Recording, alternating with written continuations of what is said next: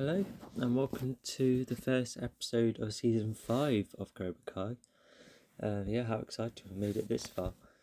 As I said in my last stream, I said that I thought this was one of the weaker seasons. Just because, as I remember, there was a couple of bits and bobs which I couldn't quite get my head around. It's added most of the cast back plus additional characters, and it just has quite a lot going on.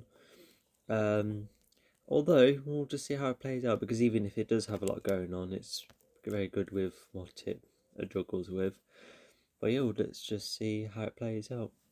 So if you get your episode ready, we'll go in 3, 2, 1, go.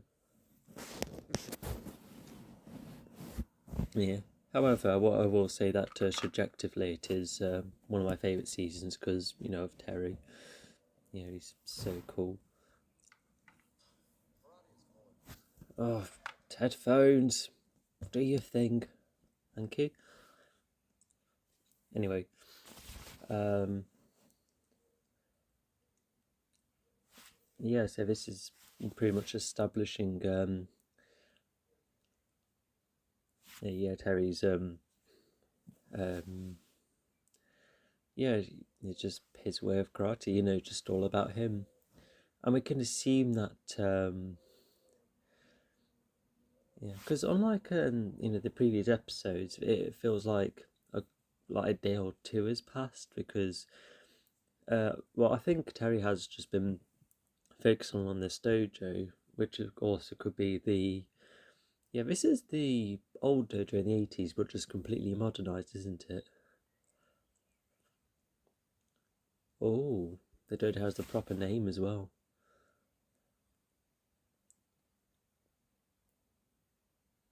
Yeah. Oh, so that's the name of the dojo, but obviously Cobra Kai is the brand. There's a reason why it cut away early enough. But to have that scene pretty much establish, Terry's way of teaching, and even though it would be different to Johnny Increases, it still has like some of the same like results for the students, like an increase of them bullying others or trying to make themselves stronger. I'm better in front of everyone. But anyway, he's around. Yeah, he's got nothing on, and Sam's no, not Sam, Amanda's a bit a bit surprised by it. Yeah, even if this is kind of similar to season 2 territory, where she's a bit annoyed at everything, but I think it definitely makes sense here, because as she's saying, she thought all of it was done, but it's just Terry being the next big thing, despite most of the with no Torio and Kreese being nuisance.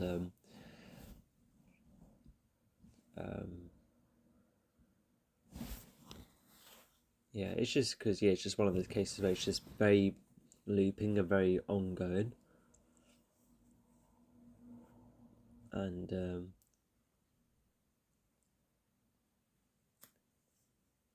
you can see how it's quite frustrating for her. It's just already setting that up right for the off, which quite an effective start. Not to mention, just establishing the presence of Terry already. So just good to introduce the main some of the main components. I would like to expand more about Miguel's starting point, but he's arrived to Mexico. He could have come from that same bus, or it could have been multiple buses, even with similar design. Oh no, it's just like Miyagi-Do.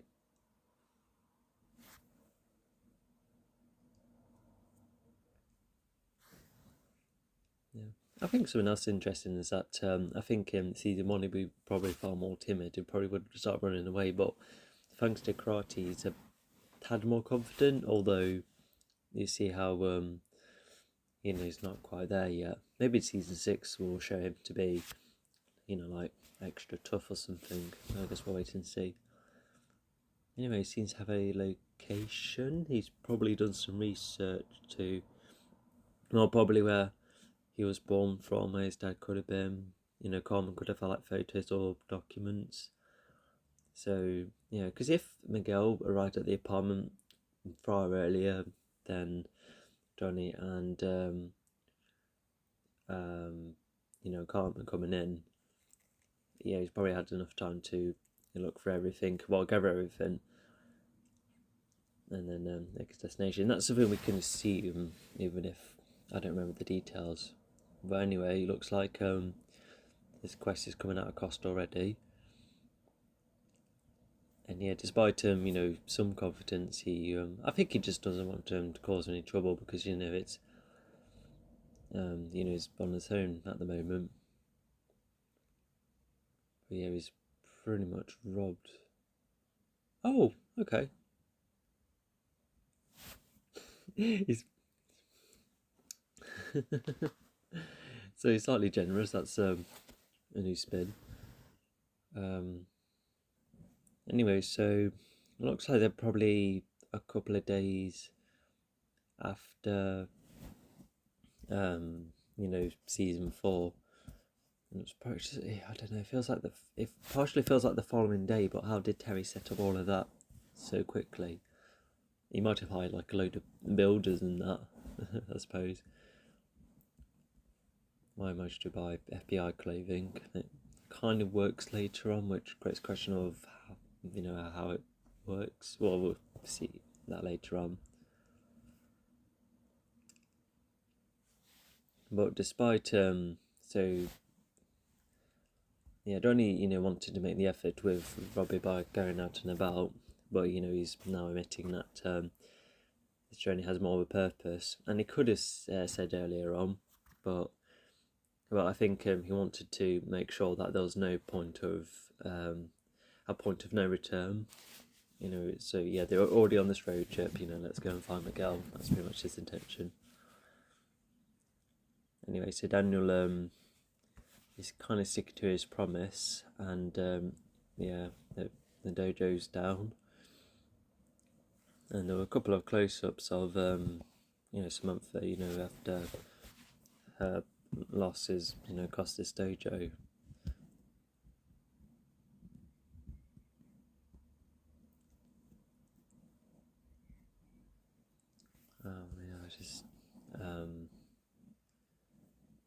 It feels like there's so much more to learn. Wouldn't be just my job, just keep that in mind. I guess he could have squeezed it in between karate, it just depends what it is. Her hair's dyed to be darker, does it? And she's admitting it's her fault about losing it. But once again, Daniel's taken the blame instead, and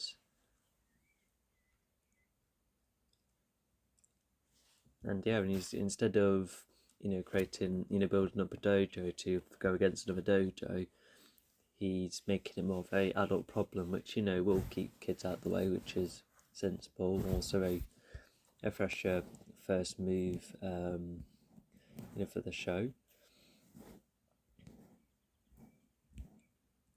And while Sam isn't she's fine so far, but I feel like this is that not only is her probably at her weakest in the season, as in writing wise, but also she kind of almost has the same mood throughout.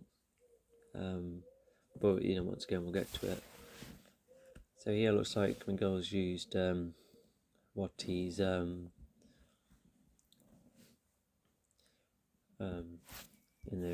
all the research, and he's found this place, and he's hoping to encounter his dad, and his dad's probably gone to a place like this, but he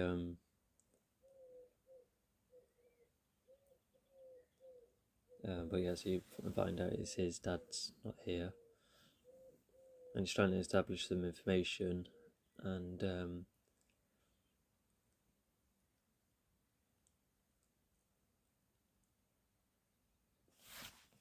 but yeah, just not understanding it. It is worth establishing his information. Oh, there you go. So yeah, that's where some of his confidence is, quite there. It's a bit because because that was almost self-defense. I guess it could have been violently thrown out, but at the same time, he's just very eager for his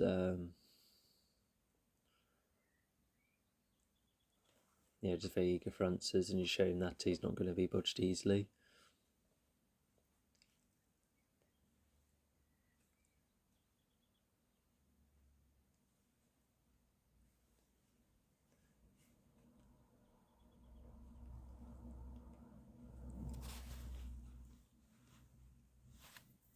Yeah, it's one of the most tense situations Miguel's ever been in. But being able to defend himself as well. Because I think he was about to be thrown out, which is why he put the guy in a position. But then the guy tried to attack him, and then he's defending himself. Which is making himself more assertive. But yeah, despite being a spot, and his dad could have gone there, but it doesn't seem to be the case at the moment, and we do kind of find out why.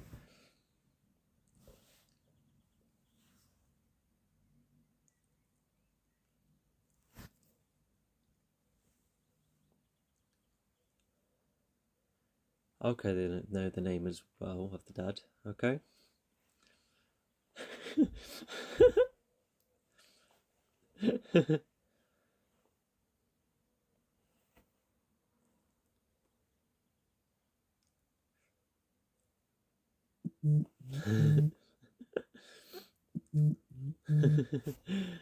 Yeah, Donnie's just quite old-fashioned in his methods. But yeah, that's also part of his goal at the moment up until the midpoint, and it's also one of the most drastic midpoints as well, with what's been sold in that, and well, not just sold, but other story elements, and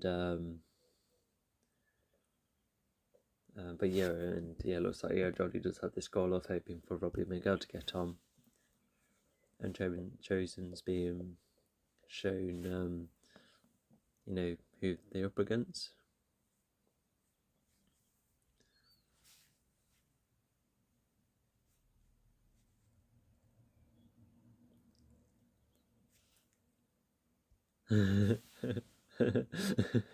But Chosen takes that a little too literally.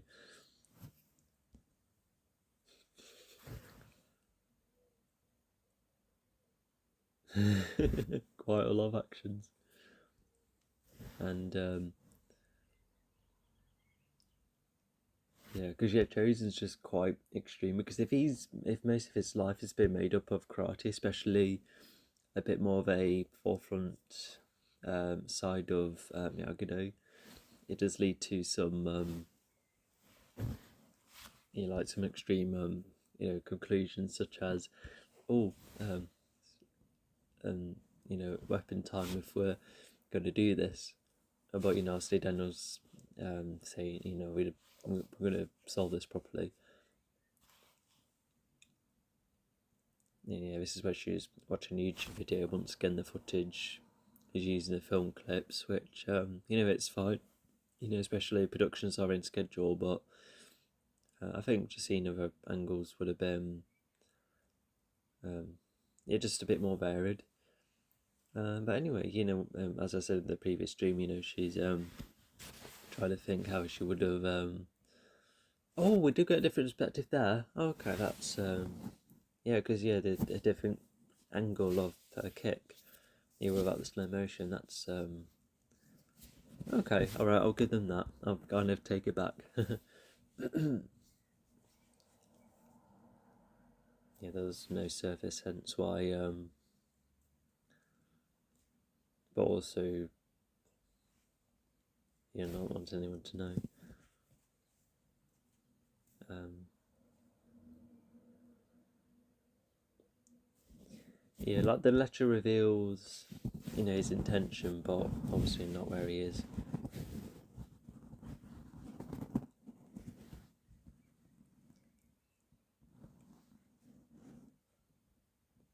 Oh, I think that's probably him.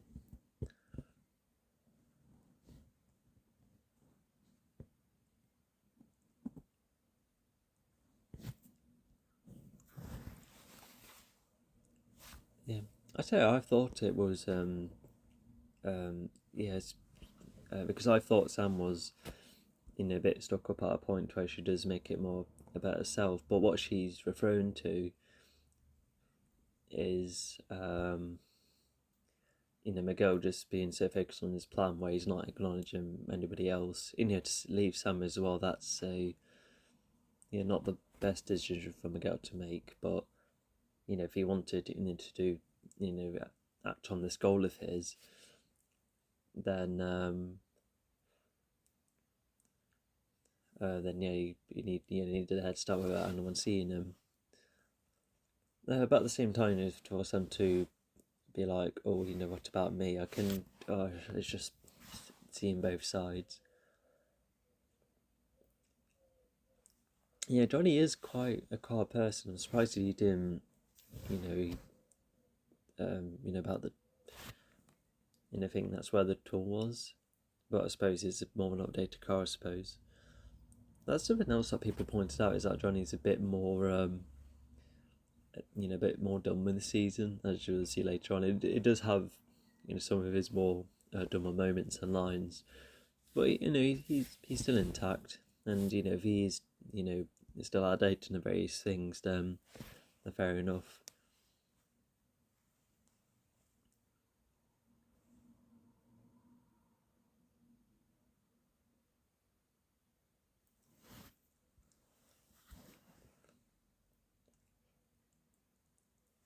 Yeah, thanks to similar pages, they're connecting a bit better, which is a fairly good start.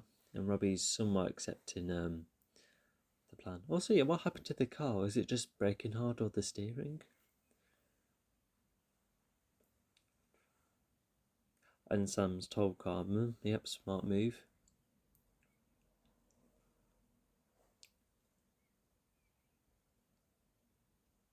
Yeah, Sam could have. I don't know. Maybe Miguel wouldn't have. Oh yeah, actually, Sam did try and ask where he is, but Miguel refused because he's trying to make it more of his goal. But if he has, karate, then he's, a tad safer. The reason I say tad is that he still can get massively outnumbered.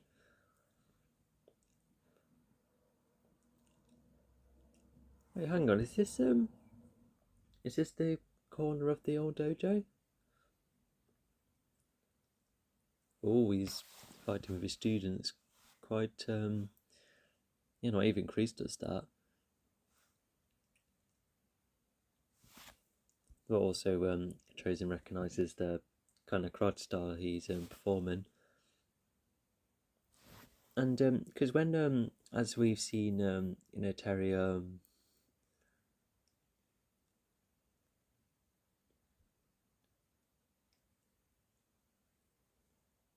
oh yeah, that's just goes to show that not everything Silver was saying was a lie. So that was kind of cool. Anyway, it has a small introduction, and yeah, and I don't know what I just said earlier. Sorry if I confused you. And yeah, we're getting more context of who taught them. Um,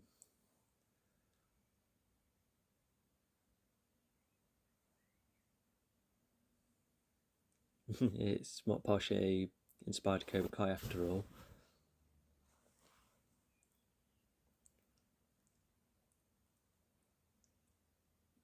but yeah, Chosen just gives a very intense demonstration.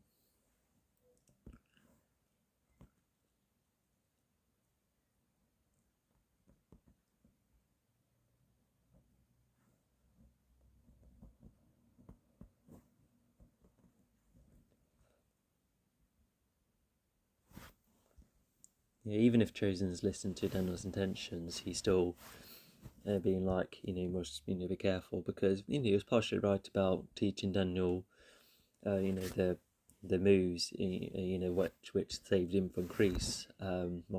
Daniel saving himself from Kreese thanks to the methods, and it looks like Chosen's still in that mindset, which once again he's partially correct on it. Yeah, so Miguel did hear his name earlier, and so he's just thinking that this could be the guy. After all, he's nearby where Miguel found some sources from, especially when trying to enter the bar. And yeah, he's slowly learning more about him. Obviously, we don't know if this is Hector yet, like the real one or the right one. But even like if if Miguel is right, then he does learn some bits and bobs about him. Quite big in the community as well.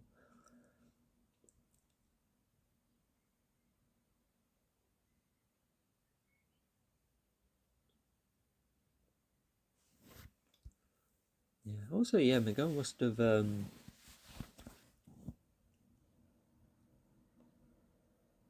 But yeah, I think Miguel must have. Yeah, I think he lived around this area for like more than 5 years, because in Cobra Kai season 1 he just moved in.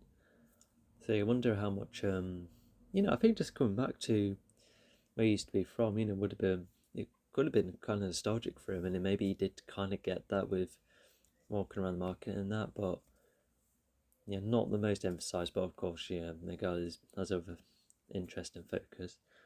Anyway, so now Johnny's met them. Let's see how he reacts. And I really like. Miguel is not very experienced in situations. Johnny kind of is, and he's just yeah.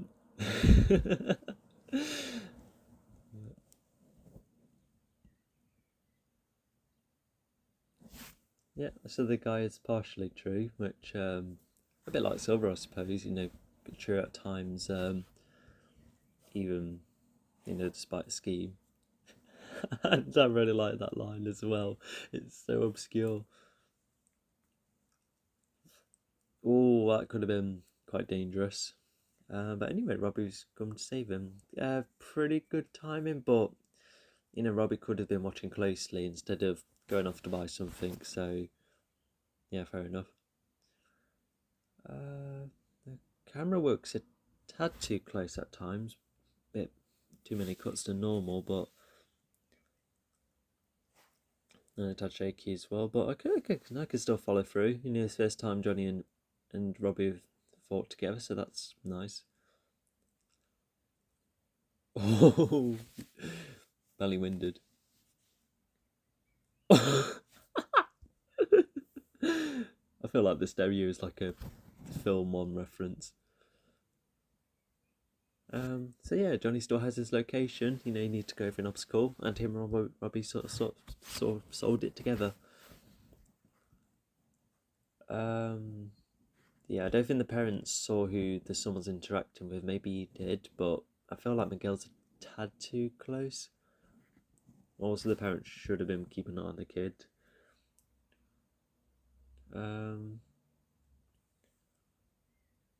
But anyway, Miguel's saved the son. That provides a good advantage to step him.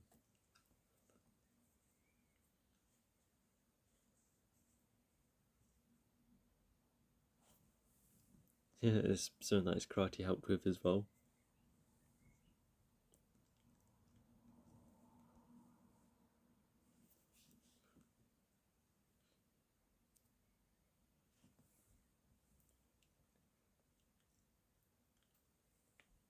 Yeah, they're nice to each other. Fairly good start in. Yeah, she's very invited. Oh well, so is he. So yeah, he's a nice lad so far.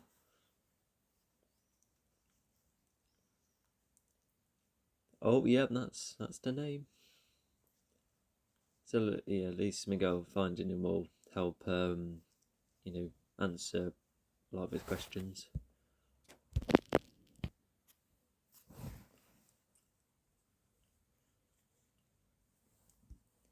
Yeah.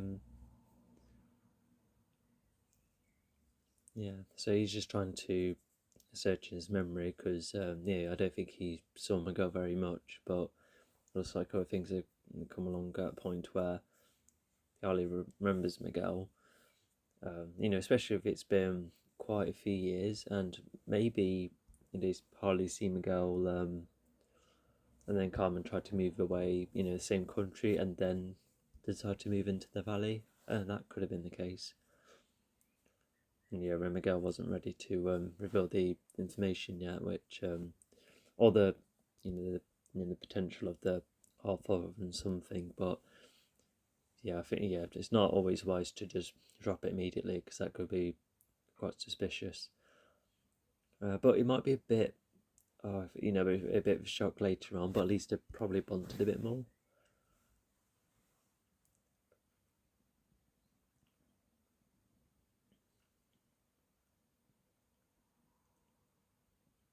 Yeah, I think fighting together. Oh, did he manage to get hold of the map? That's good. Anyway, still really nice bonding. They fought together as well, which helped bond them more. And yeah, now he knows what he's in for, and he's gonna try and help.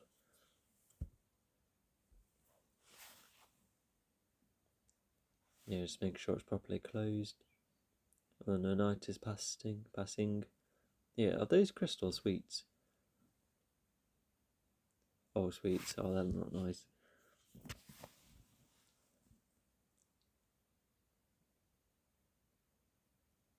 It's he's just generally enjoying it. That's nice. Oh, and there was a shot that's very like this girl's perspective there, and also Daniel's trying to maintain some balance right there by. Also, wait, hang on, it's the summer already. Oh, okay. So, um, so season 3 took place like roughly during Christmas. Then it's been a good like few months over time with season 4, and now it's the summer again. Oh my god! So this whole story is taking place across an entire year, hasn't it? Yeah. Anyway, it looks like Greece has got various sensors from various dojos, and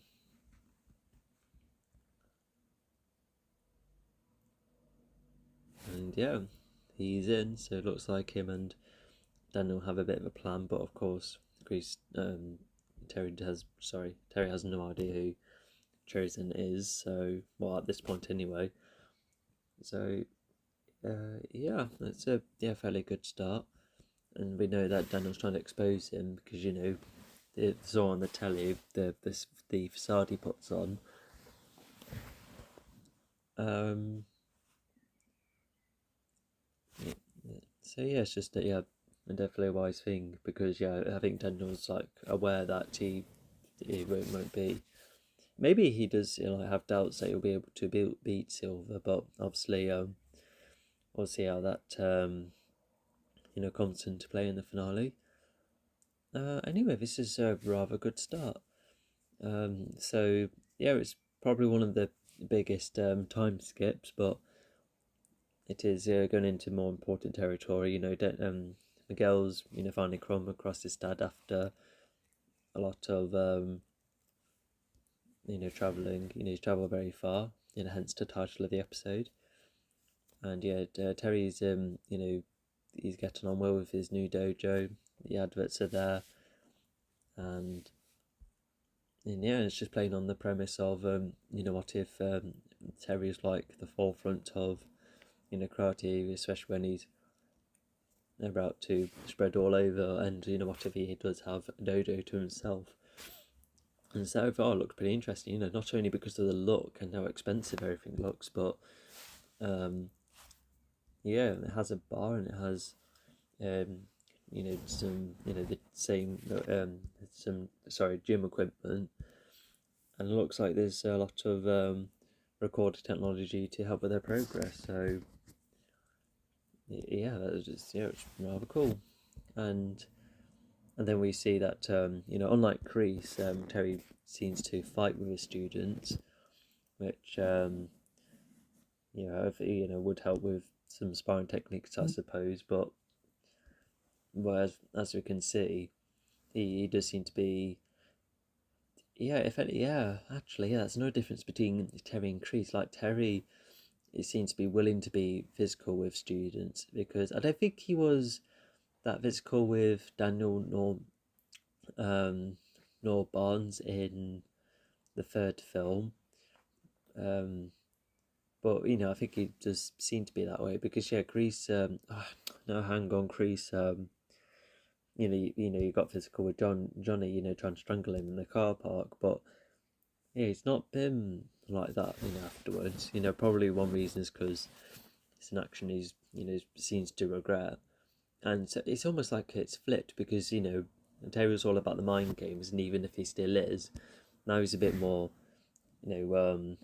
physical with the students, and Chris just seems to go for a more imposing approach. Just letting his presence not only show that he's in charge, but using his commands to teach the students how to fight.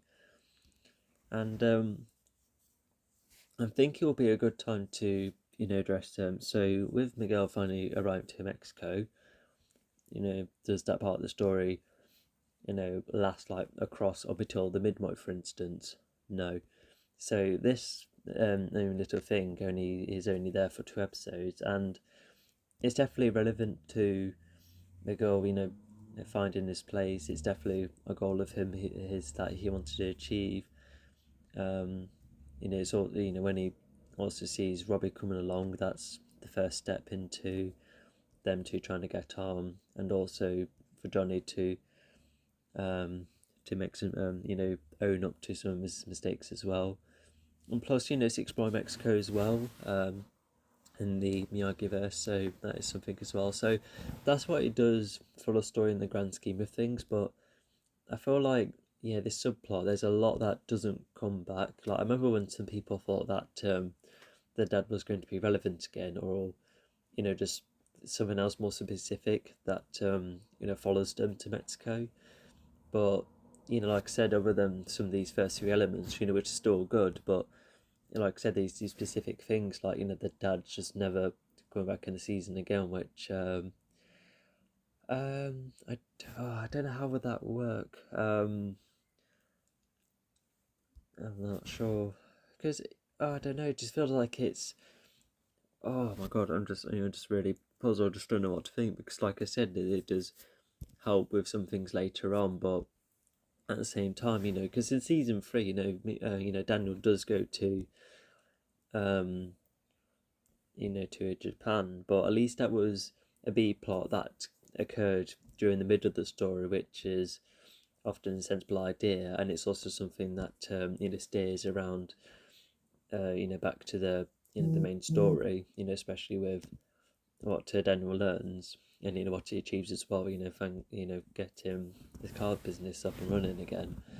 But with Miguel's, however, it's just a lot of very different things from the start, and then it's like bringing him home even like during the midpoint. I guess you could say that in the story term, Miguel status quo is traveling, and then all changes when he meets his dad, and then during the fun and games part, before the midpoint, it's just him trying to figure out more with Johnny and Robbie, which, looking at that seems all right. So like I said, maybe it could have been a bit more relevant, but But yeah, just once again, we just as I talk, yeah, it just seems to be fine, even if it could have been a bit more relevant, such as like the dad coming back. There still could be a possibility in season 6, but I guess I don't know. I feel like that's quite unlikely because I remember in Waterloo Road in one of the first in one episode, well, episode 1, to start off a storyline. It follows headmistress Rachel Mason following a student to save her from her dad, and it nearly goes wrong, and that influences Rachel Mason, the headmistress, to become quite protective of the students, especially at the end of the story where two other new students decide to run off. And whilst that's like relevant in the grander scheme of things, but that event with the kind of danger the child was in, and the parents as well, and the conflict they had, yeah, that never comes back again. The girl has one mention in the following episode, but once again, aside from making a bit the headmistress more uneasy, and it could probably foreshadow how she decides to leave the school later on, but it kind of reminds me of the start of the season where it has this stuff that looks like setup, but then a lot of it's dropped. But yeah, so it's not a bad thing. It's just not my favourite way to start a story, but it is not a bad thing, especially if you keep things relevant. And I think Cobra Kai does that better starting point compared to what Walter Ray did with the start of all of its new episodes. The reason I say one of its first is that, so for instance, season 5 has 20 episodes, but the two halves are their own narratives, because the first half of season 5 is about a school merging, and then the latter half of season 5 is pretty much its own standalone story involving the new student Finn, and also Rachel encountering someone new as well, and other unique problems along the way. So yeah, it makes me wonder why they didn't call it like 5, 6, 7, 8 instead of squeezing 2 storylines and just making it the whole of season 5. Anyway, that's a topic for a whole another day, but I was thinking of making streams for those because it's a pretty cool show, and considering how nerdy I am for that show, it could be worth talking about. Anyway, let's go back to this. So yeah, Chosen's come along. That's cool. You can see that it's like a fish out of water situation where especially swimming with no clothing, and how he seems to be quite extreme with the methods he's thinking of. The way he trains Daniel, and it looks like Daniel and Chosen have a bit of a plan, especially with Chosen joining the dojo. So yeah, we do understand more of that plan later on. So even if that's our guess, yeah, we'll see how that later plays out. And like I said, starting off the scene with Terry established in the studio, just establishing the kind of stakes, what Daniel and Chosen are up against, because they feel tiny compared to Terry right now. And it's also an interesting approach to just make it more of an adult problem, which is why Daniel's closing the dojo so no kids get hurt. And despite Amanda's doubts, Daniel is going for the right decision, and he's also correct to stop Terry as well. Because that will continue the problem, even with Chris and Tori gone. After their trouble for so long. Yeah, once again, it's justifiable so far for why Amanda's annoyed that the loop is happening again, despite everything feeling like it felt like it was all over last time, but clearly it isn't. And so yeah, we do see the kids from time to time, but once again, there's more emphasis on the primary 3 kids, which is Miguel, Sam, and Robbie. Just going about their day to day during the summer, and their involvement with the the likes of Johnny and Daniel, and because we all the kids are cool, and even if they did have too much focus in season 2, to then go for this whole new approach where it's a bit more adult focus. There's no need to train any kids into tournaments. Like, granted, Terry is training kids, but like how things are going, it's Daniel and Johnny trying to solve their own problems, and it is their own problems. But they do later get each other involved, and it looks like even if both plots seem to be quite significant, but for Terry to be the villain, which Daniel's more involved with, that does make Daniel almost more like the protagonist this time, which makes Johnny slightly secondary as it comes later on. But I think looking back, I think there are stories that exist where even if there is a couple of characters more proactive with the villain, you can still have the new character slowly get involved. Look at Star Wars. Leia was already in the middle of the conflict before Luke comes along, and I think that there's a similar case there. But I think the difference is that Daniel's more on point throughout, and the screen time is like it's still shared, but just Johnny has his own situation, and not to mention up until the midpoint where Johnny decides to get involved, not much of his personal life is getting affected by Terry, which I think it should be, because I think they will give Johnny more of an urge to come back in. When he was asked for help. So we'll see how that plays out. But I think that's just another minor flaw with this season. And once again we see Miguel, going back to where he used to live, and he's facing various dangers.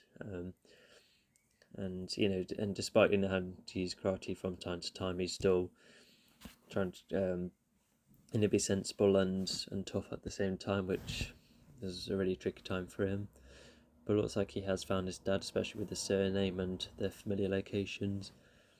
And Robbie's okay with the plan over time, over the episode. And some of the best bonding between Johnny and Robbie as well. Fairly good start.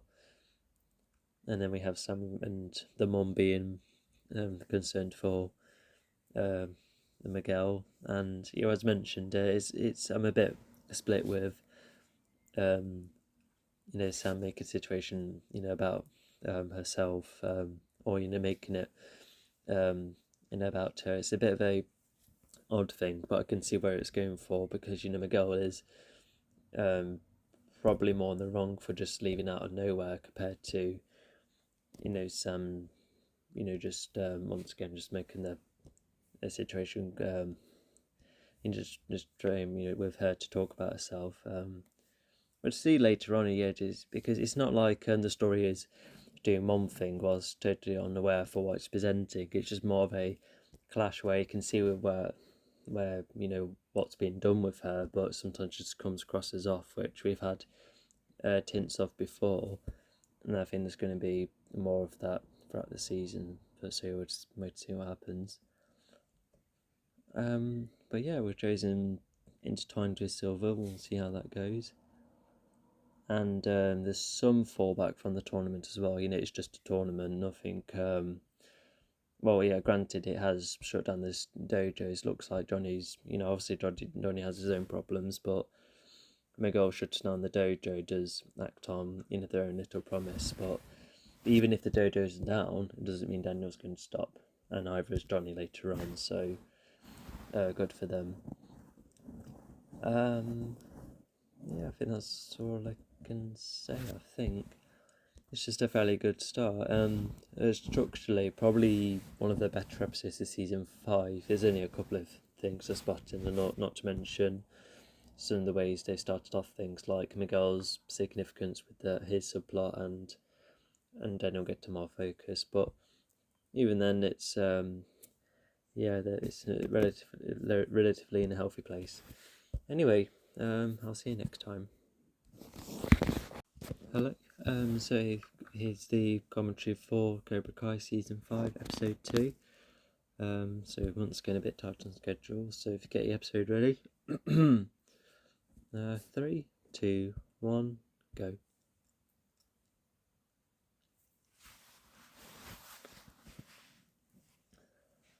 Okay.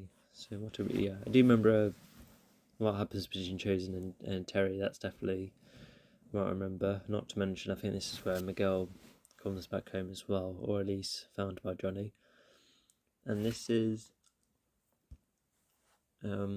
Chosen's only flashback. Cool logo as well. Yeah, this is the earliest. Well,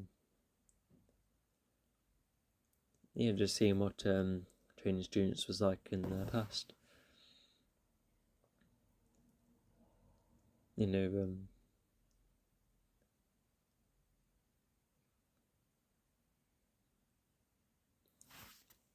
I feel like he's the youngest one, but also yeah, he does look like a young Saito.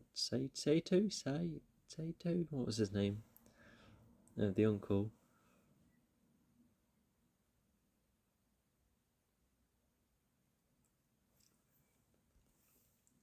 But yeah, despite being the only flashback, it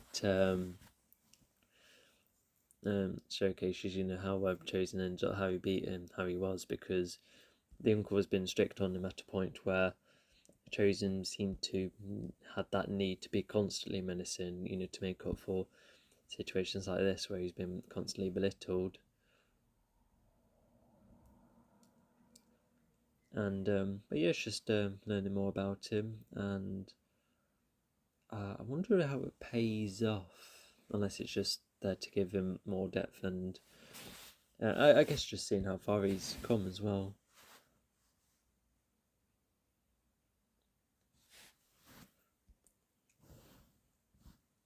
And how yeah, Terry's making up how Chris you know, he's gone off his head, which isn't true. So Terry's a proper liar. But yeah, they have a quite a unique day with these other senseis who are, you know, joining in. Oh yeah, this first time we've seen Tori this season. Yeah, Kenny's a bit more confident. Yeah, no wonder she hasn't brought it in yet. I think she does later on, just like regardless, but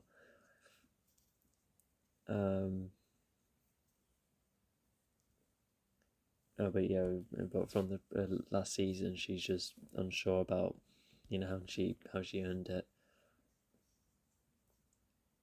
Yeah, so with her being the champion, yeah, Chosen seems to have a bit more of an interest.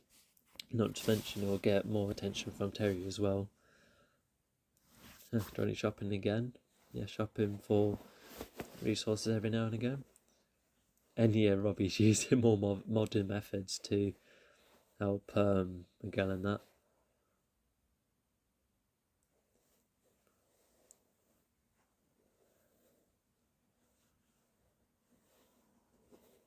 Oh yeah, so Johnny thinks he thinks that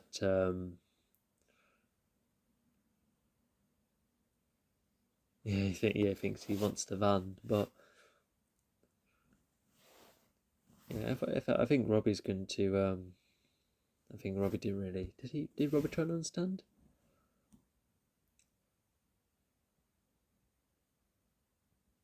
Oh, okay, so that's what he sees. Yeah,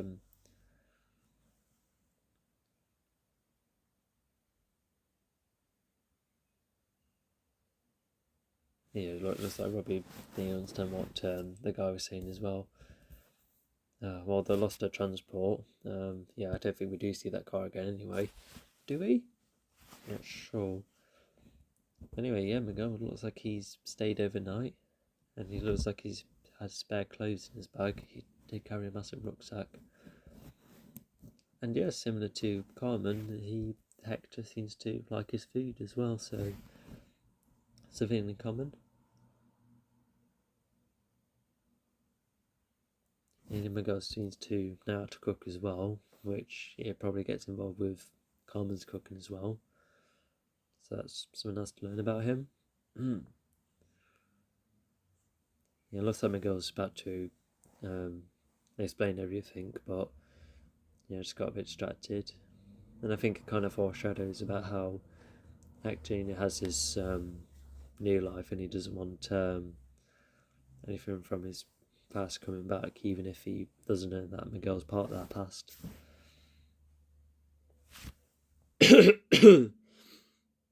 Oh, sorry, my throat's a bit off.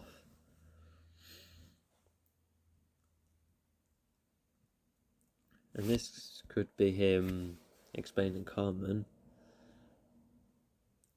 Once again, probably still too early to expand upon. But anyway,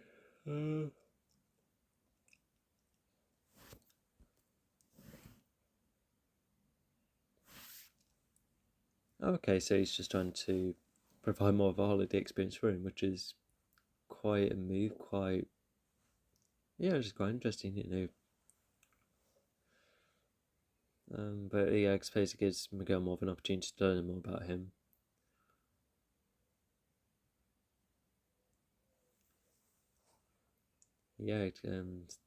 Josen seems to understand mindsets very well.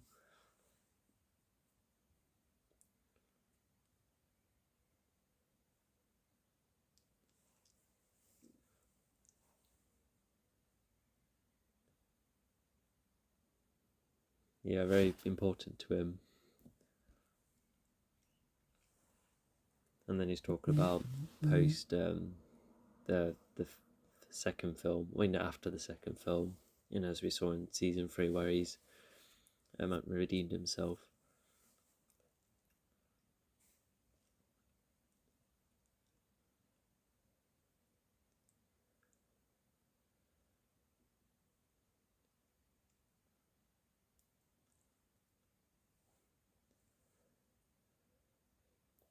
Terry's just going to see what he's all about.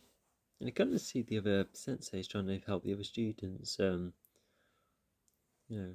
of cool to watch in the background, see other advice about what the other senseis provide.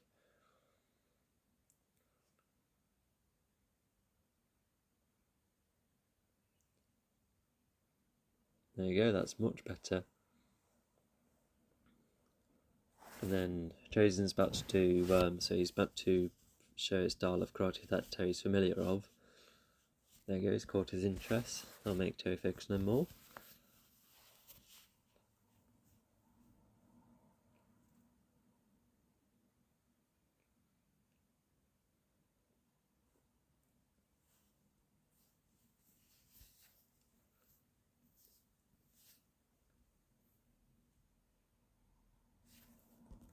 Further get to more interest.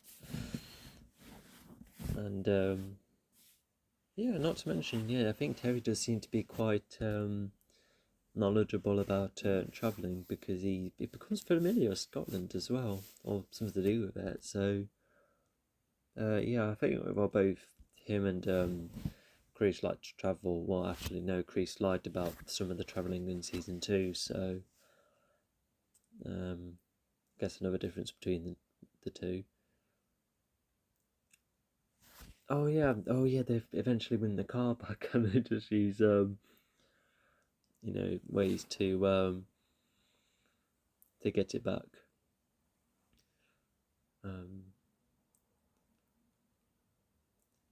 Quite a creative thing to go for. It just helps expand the culture of the area as well. And what we'll say is that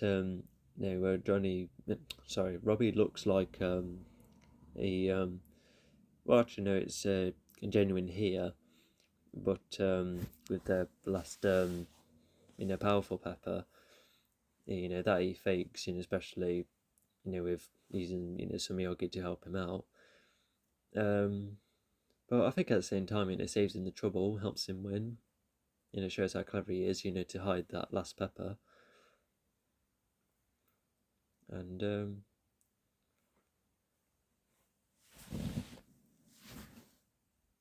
that's probably the dragon pepper. But also, if we're not going to come back to them till ages, looks like they're going to wait for a bit to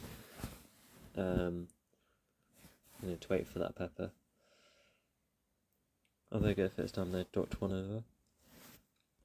Something I didn't quite finish off in the previous stream, I'll say this quickly, is that I thought Terry was better than Kreese at fighting because I like the more specific style that Terry was taught.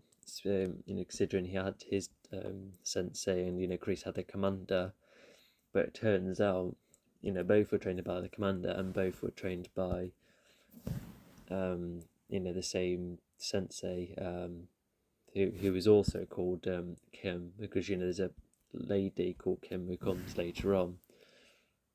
And but yeah, I think my best guess for why Terry's better, especially as he lasted against Miyagi more so, is that I think Terry must have had more time to practice compared to Kreese. I think that's my best guess, unless Terry picked up better. But also, not to mention, he just has his own unique methods as well, like the way he cheats. So yeah. Also, speaking of cheating, so yeah, Robbie looks like he seems to act very well. He has his fist clenched, which also makes sense, but in that way he's hiding the pepper. I'm surprised that the person behind him didn't quite see, but must have done it extra quick. Oh yeah, he's really struggling to cope, he is.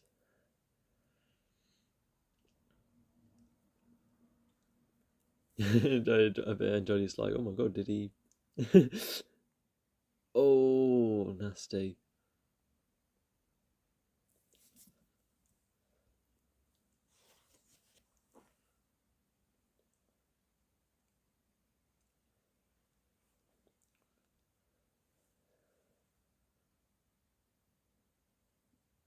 Oh, has his own receptionist as well. Oh, wow, with a laptop there, to help organise things. That's neat. Because yeah, I bet Kreese had to organise sessions like with a pen and pad. No, that's my guess anyway. But it just goes to show how much wealth Terry has. Oh, look at the way he shows himself off with the posters in the background. But also, it's where Tori finally admits that wait, hang on, if this has been quite some time, then does she get applauded every time she comes? Unless, why didn't she, and why has it been so long since she last came back? Could it be her mum finally being, I don't know, what happens to her mum? I guess that we'll find out.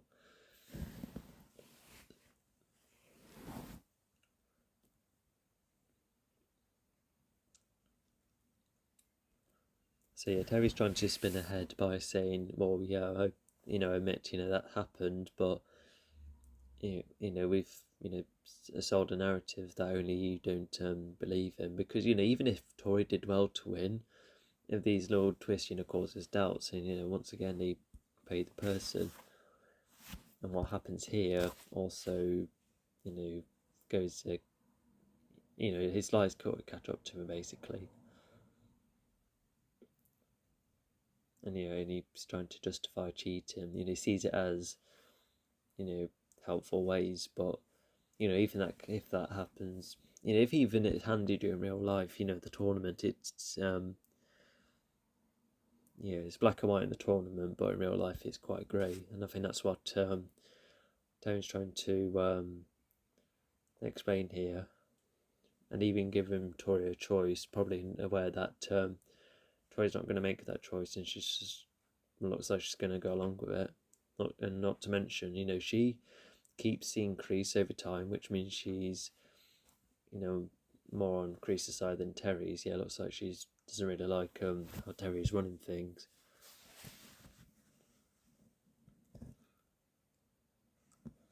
There you go, he's revealed it. Also, yeah, why aren't they wearing the FBI shirts now? I suppose it's because it's been overnight, and do they know they're going to go to a to a public place, hence why they got shirts on. Anyway, oh, there you go.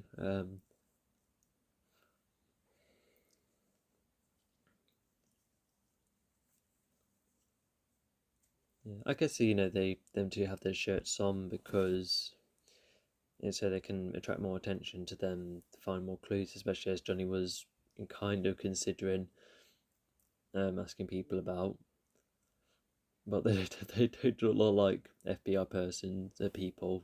Johnny's a bit too rough and Robbie's far too young.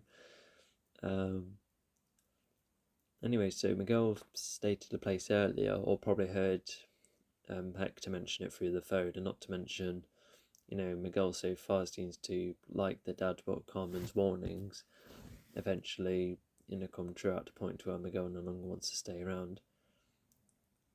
Hector seems to be familiar with these people as well. Not to mention, this is like the kind of lifestyle that Hector may, probably has been involved with all this time and probably has never revealed it with, with his wife and kid.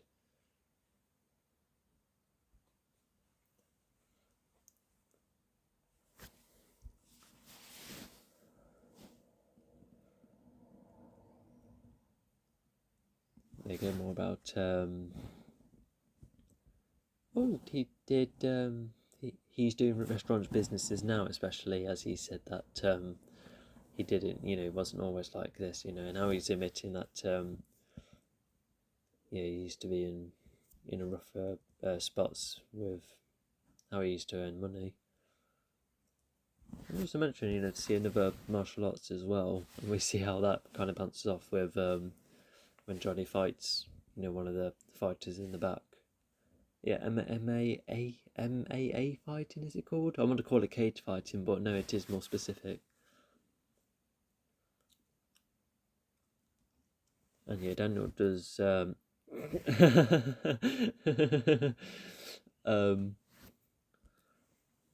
Daniel does say to Chosen, just be very careful what he says. But despite Chosen being extra careful, he only says a catchphrase, and that one catchphrase, Terry immediately connects all the dots, which really shows how careful Chosen is. But Terry's still extra smart.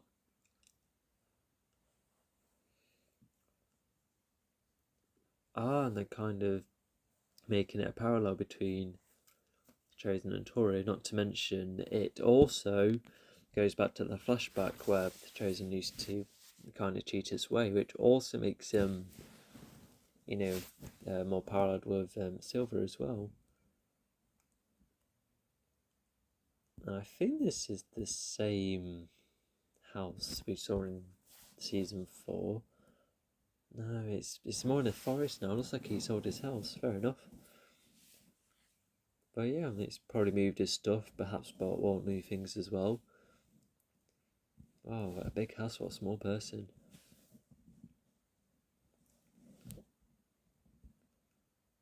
And then once again, Terry shows more of his own knowledge. Of going all around the world. I think that's something that he must have been doing a lot, before and after the third film.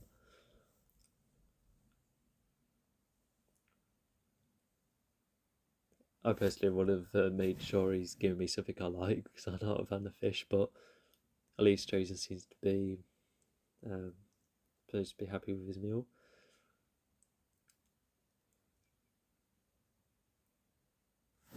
But anyway,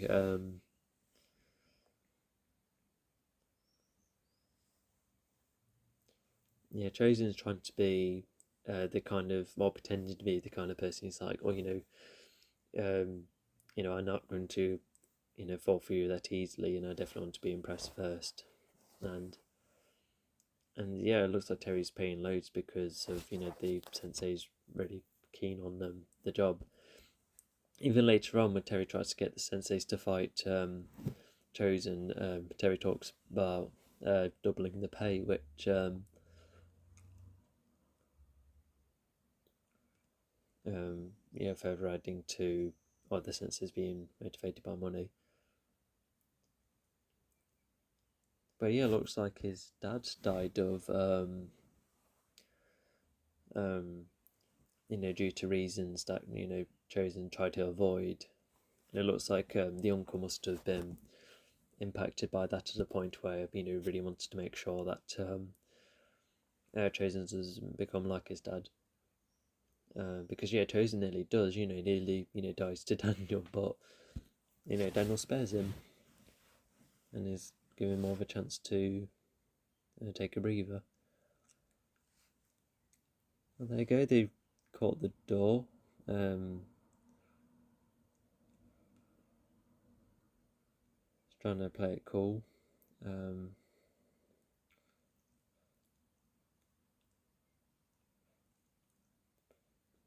I wonder why they've. Okay, now he's a security bloke somewhat. So yeah, he's got his eye on the door.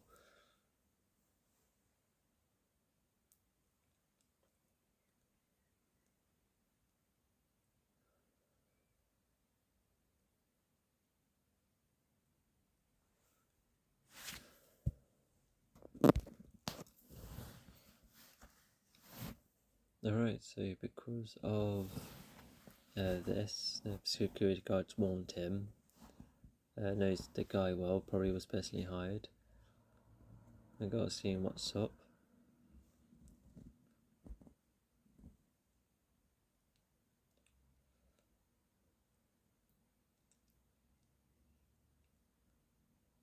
And then he's getting suspicious of him, so because of his history, he thinks that he's got a target on his back because of Miguel.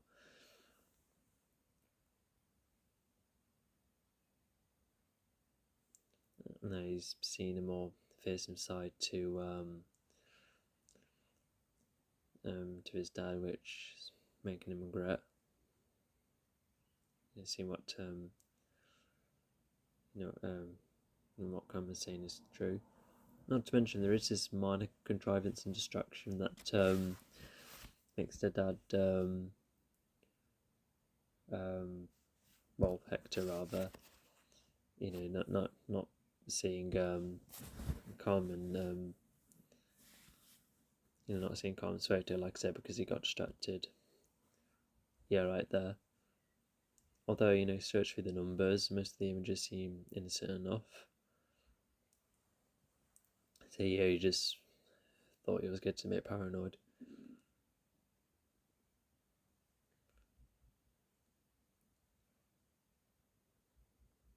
Yeah, even if he got a bit paranoid, he didn't need to treat Gil like that. It's been probably put off as well.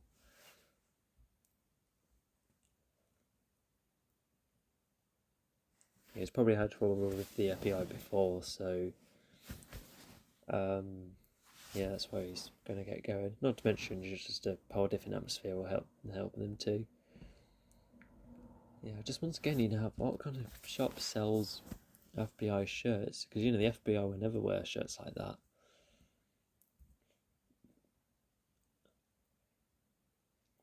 Oh yeah, because Johnny mentioned the name as well, so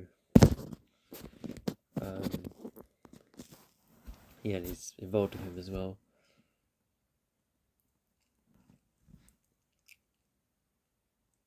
We can see,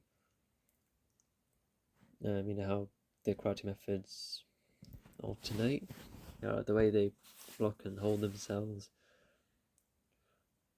MMA. Oh yeah, I was right. Now Johnny's trying to improvise. Slightly a bit cheated.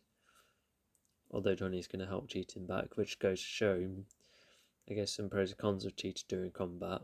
Because he gets the pepper as a weapon. Oh, what is that?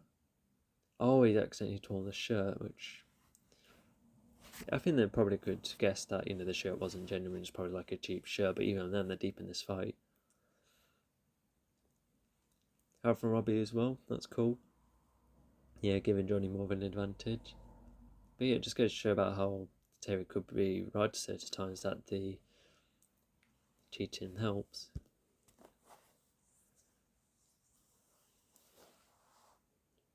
anyway, yeah, Johnny's won, and the guy's going to give in once again, go an obstacle to earn information.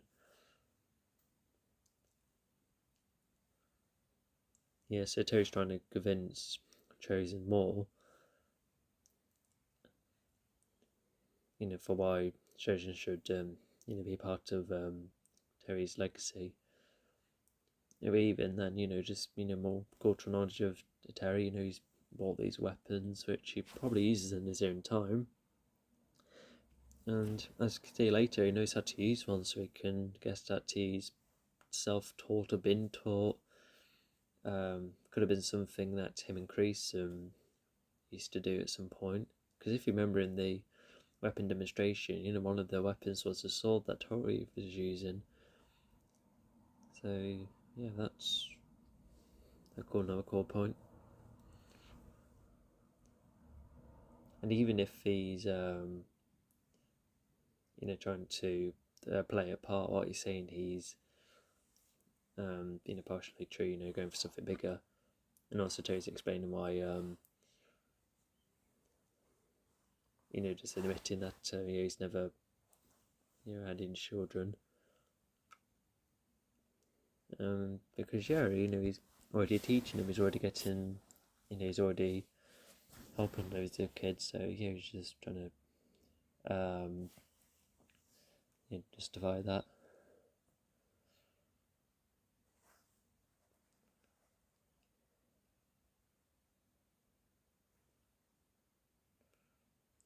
So yeah, Chosen's trying to see what Terry's up to, and yeah, thankfully they do find out later on, but definitely not yet.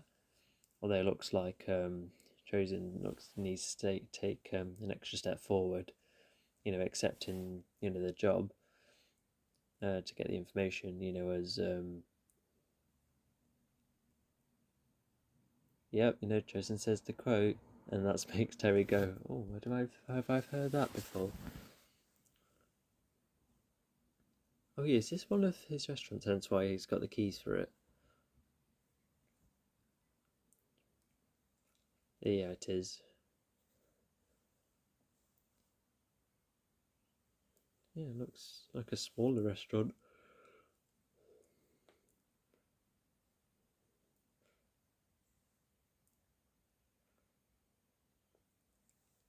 Yeah, if only well, actually no, I don't think Miguel could have admitted that then to Bob with him. But he's just revealing more of his own intentions and his own thoughts, and he hasn't even drank yet.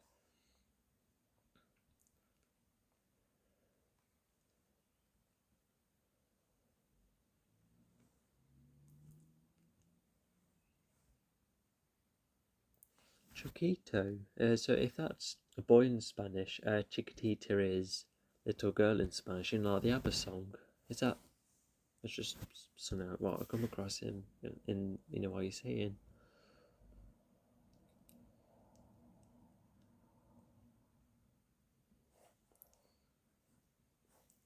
But yeah, just like the different kind of lighting. Oh my god, he's got a gun as well.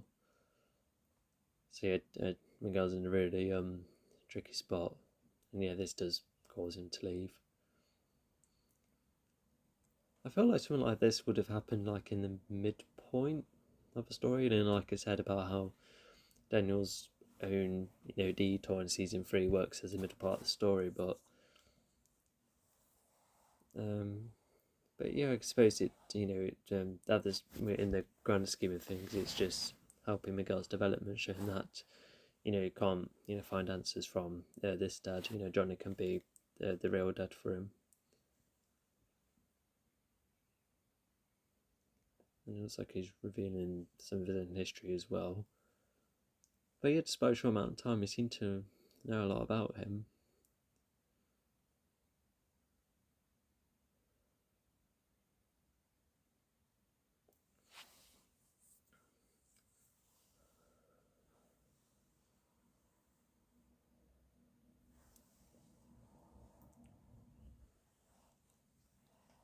But yeah, because of what he seems to focus on, yeah, he can, he's definitely not built up to be a dad, and the way he thinks of his wife and child. Yeah, it's just a real shame that that puts that on.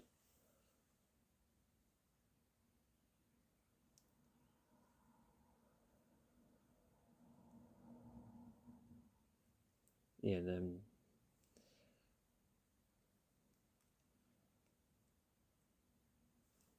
because it was temporary anyway. But yeah, he's done the right thing too.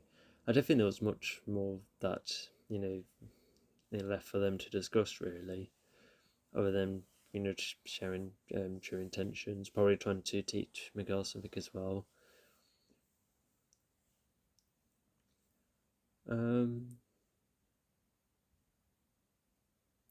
So yeah, it looks like um, when Johnny was confronting the fighter probably admits, if he's not in this building, he'll probably be either at home or one of his restaurants or the restaurant he works at. He probably sometimes lay lows in there. But luckily, Johnny Robbie find him early enough, and Miguel, calling Carmen straight after as well. And oh no, you should have confirmed that. Oh, okay, thankfully he's not hanged up.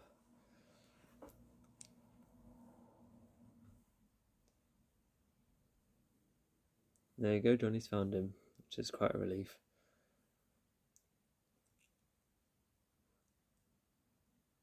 Yeah, imagine if the dad saw this outside, but it looks like he's pretty much going to hide. And like, imagine if he came outside now, he'd be like, "Wait, hang on, you were involved with them too." But yeah, I think the dad just, if he's laying low, probably staying away from his wife and and his son. It's probably like setting up like a bed in the business or something. Anyway, despite being pleased to get back with Johnny, yeah, Robbie's there too, which will make things complicated. But Miguel's gonna come back home.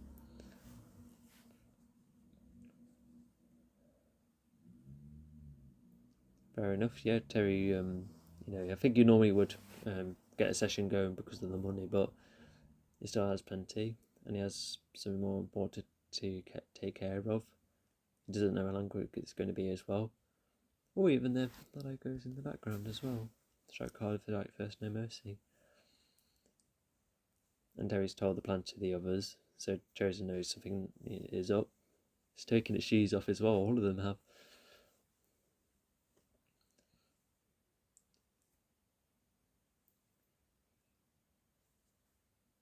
Yeah, there you go. So Terry seems to know who he is, which but yeah, I think what Terry says is that what Chosen said is what this other guy said, and I think is this other guy his dad, or someone who used to know Chosen, who probably used to talk about Chosen.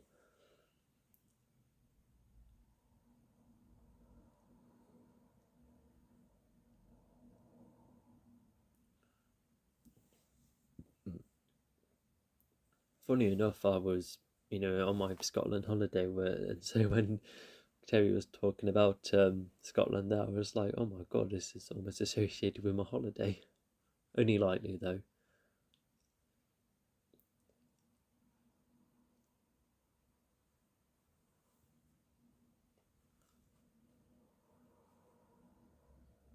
Okay, yeah, so it just must be an acquaintance.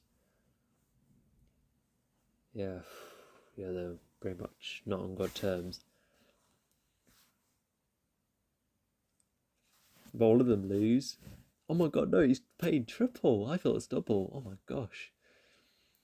Yeah, none of them get the job, but I suppose Terry's getting Kim and the others in anyway. Yeah, is it Kim? Because I know that the other sensei was called Kim as well. Not to mention, some people think this is a reference to in the second film, Chosen was able to fight off a room of fighters, and yeah, I think this is a fair enough reference. Yeah, it looks like he knows how to deal with multiple people. I think two attackers come later on, slightly layered because, they can't all come in at once because you might accidentally hit each other. But wow, he's very effective.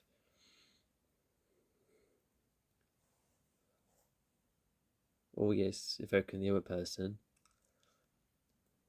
Knows like the weak spots.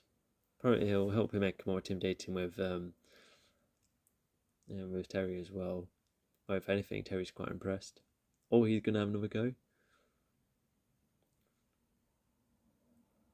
Oh, let's go for a proper sensitive spot there. Oh my god, nearly choking. Gosh.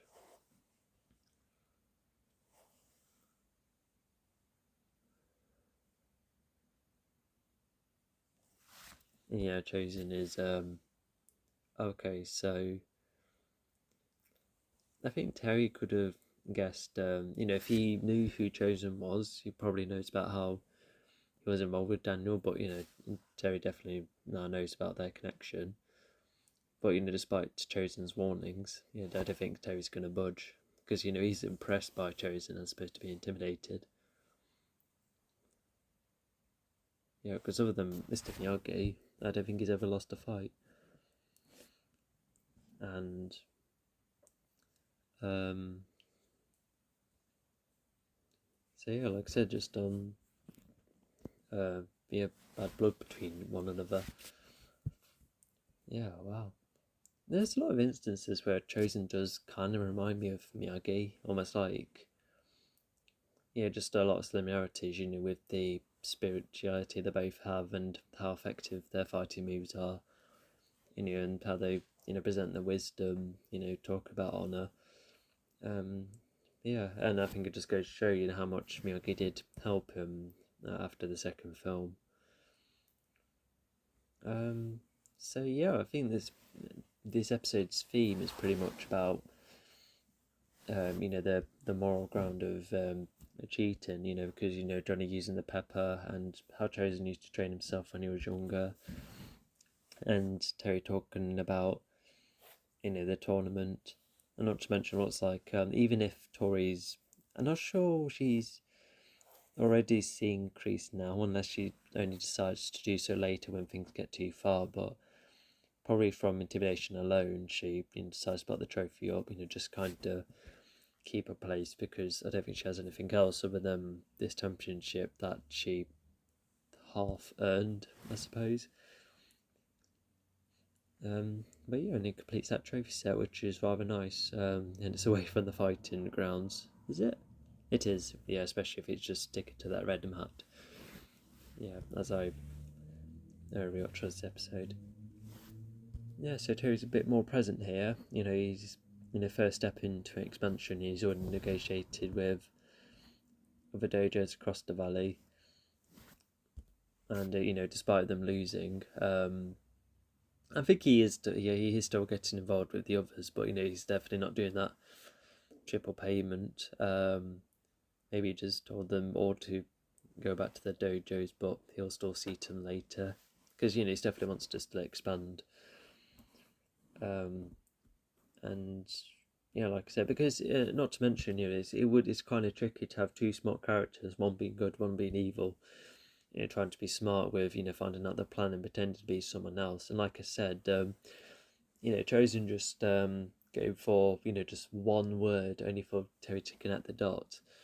That is I think if you want to careful writing that scene, I think that I've seen scenes go wrong where characters reveal the wrong information, and so when the villain finds out, it kind of feels cheap because the protagonist is stupid to reveal too much information. But like I said, Chosen only said one quote, one word, and it's already got him into trouble. But at least Chosen has some idea what's going on. Well, like Terry's announcing the expansion, but I think even if Chosen didn't get any much new information, but he's still taking down the senseis, that would kind of help. It kind of would put Terry off hiring any of them, therefore slowing down the expansion a bit, unless he comes back to them. I'm not sure, because yeah,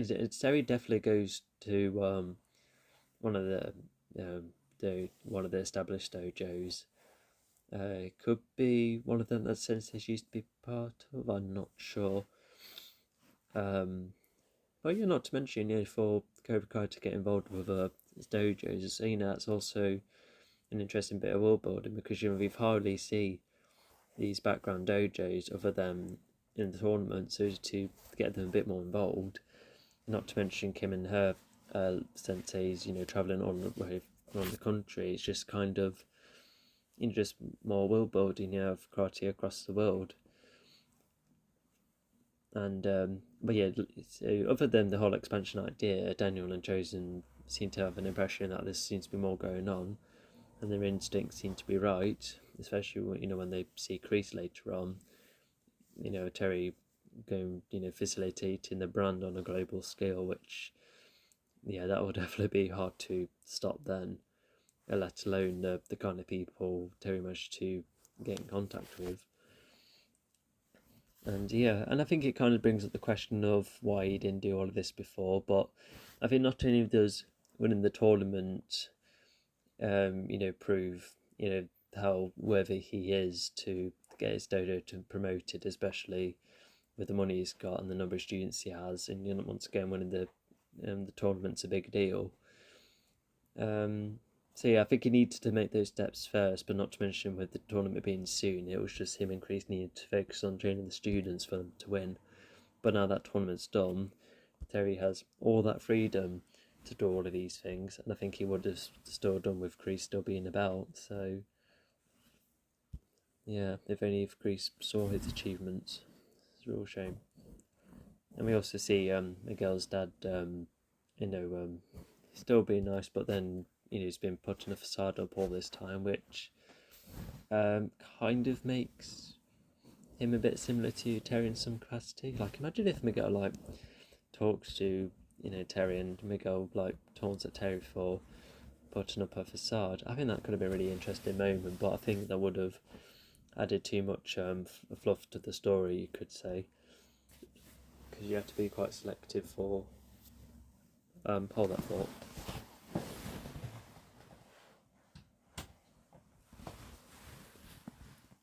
Yeah, as I was saying, being selective for which characters interact with who, and Terry already has connections with Kenny and Tori, and Daniel and Chosen, which is quite a lot, and not to mention some back and forth between with him and Johnny as well. So yeah, as much as I would have liked to see Terry see, well, at least he knows Robert, he's on the other side, so at least there's that. And but yeah, I think I would have liked to see.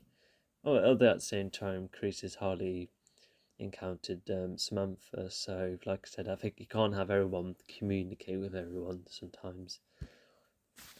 Despite the interesting potential, could be like a what if thing. What if Terry sees Miguel? What if he? Oh gosh, yeah. Imagine if Terry does well to convince Miguel to join him away from Johnny. God, they would have to play a really good mind game then. Anyway, so we can also see moments of Chosen, training Tori. As Chosen trains, he looks like he's a very assertive teacher, and he does it well, especially as Tori kicked better, especially after seeing the trouble. And Chosen also goes for smart ways to make sure Terry gets his attention mostly towards him, up until things go wrong. And also just seeing Terry being very knowledgeable of, the globe, whiskey from Scotland and the weapons, and yeah, if anything, no, it is, more global knowledge that he has.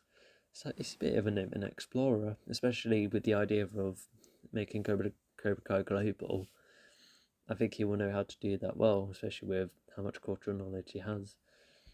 And not to mention who he used to be involved with, especially with the sensei that helped train both him and Kreese. And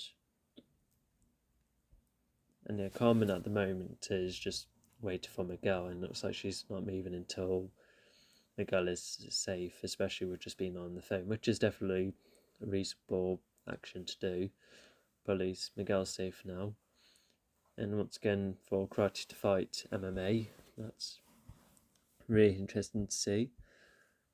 And Robbie's still being good with his methods, like winning against the chili thing. Well, another example of cheating having its pros and cons. And yeah, just a bit more bonding with Johnny, and he seems to be vaguely okay with Johnny and Miguel meeting. It's just Miguel just being unsure for why Robbie came, but we see that later on. And I also like when I wondered if Tori did take. I'm watching the scene right now. I wondered if Tori either still made her own decision, based on just being a bit intimidated by Terry, unless Terry managed to kind of manipulate her, to justify the cheating. And not to mention, his gi says Sensei on his arm. That's quite a cool detail, giving him a label. And but yeah, I think it's either way almost, even when I try and watch it. Not to mention, whilst Terry also points out about how Kreese and Tori got on because of their similar starting points, but despite Terry always being surrounded by wealth, he still sympathises with Tori that Tori had Tori and her mom had to cheat occasionally to with their own survival and that, because if you remember, the Tori's mom used to steal spare food from where she used to work, and so with Terry pointing that out, that's what Tori seems to understand and see where Terry's coming from. And also, I just noticed, Johnny's car just has graffiti on, which looks like it's probably like a kind of ownership, or maybe it's just the garage people messing about. But it also kind of shows that Igor Fang, doesn't really exist. Well, at the moment anyway. And not to mention, just Johnny buying the sweets, to get that to pay off with the chili thing. That's kind of cool. Johnny also is using an older phone as well. But we also see Robbie using more modern methods to help for Miguel and that, which is cool, even if it is just mostly the phone. And just see more about how they interact with Mexico as well. It's joining in the chili thing and Johnny trying to talk to the guy about the car, just seeing how they react in somewhere outside the valley. It's kind of interesting. And and also looks like Terry's moved house. He has all of these the food and the katanas around him. It's also like setting the stage up later on for season involve the finale, but it also looks like his dojo is not far from his house, considering what happens later on, to which fair enough, but also I don't know, is this actually the dojo we've been visiting, is that the old dojo? I really need to know, and so far I'm not convinced. So it looks like it's probably just at the moment Terry still brought it. It's probably yet to still renovate it, especially as it's still in a renovating stage. Unless maybe he has expanded it all across, it's made it bigger. But the original dojo is in a corner, like a bend of a road. Maybe it is, because I was trying to. Oh my god, I was trying to think on the Johnny's flashback when he first saw Cobra Kai. It was this massive building, despite being on the corner. It's got to be, because why else? Because otherwise you're assuming that once it's still renovating, owned, but nothing done yet, or maybe it has it is just its own little dojo at the moment with a hired sensei in there by hired by Silver, but obviously we don't see that. So yeah, it has to be the old dojo. Sorry if I keep going on a loop about that. And like I said, Miguel's dad showing more of his true colours, which therefore, confirms more of Miguel's answers, shows that Carmen was right. And for Miguel to have a debate with Carmen about, who the dad truly is, just adds a bit more of an arc to that part of the story. And I really like the fight in the end involving Chosen. Even if we've been seeing his fighting often throughout the whole, story, both the films and the series, to then see that, it's some really cool stuff. I don't know. Aside from the finale, which I really enjoyed, and I also see episode 5 where Daniel and Terry finally fight each other. I remember those being my two favorite episodes, but yeah, once again, despite a couple of concerns and a couple of other things I pointed out, I think this episode's a bit more solid than the last one. I like how the episode has a bit more of a theme, like I said, with the idea of cheating. That does play in the finale when Terry cheats to win at the end. So I really like that, and good start for Tori as well. And I just think it achieves a bit more. And if the story made its step, then it's just seeing how the rest of it goes. And despite ending that part of Miguel's journey, which is kind of brief and an interesting, a unique spot to place out the story, I think everything's going quite well. I think, and it's not very, it doesn't feel very cramped as well. It does seem to be quite steady. So maybe I'm wrong, I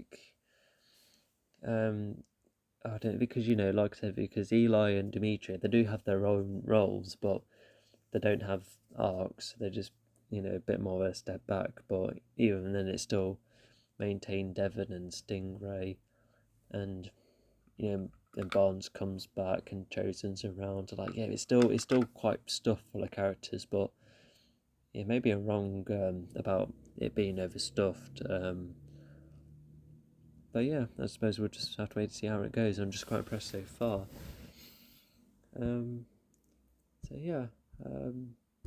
I'll see you in the 3rd episode.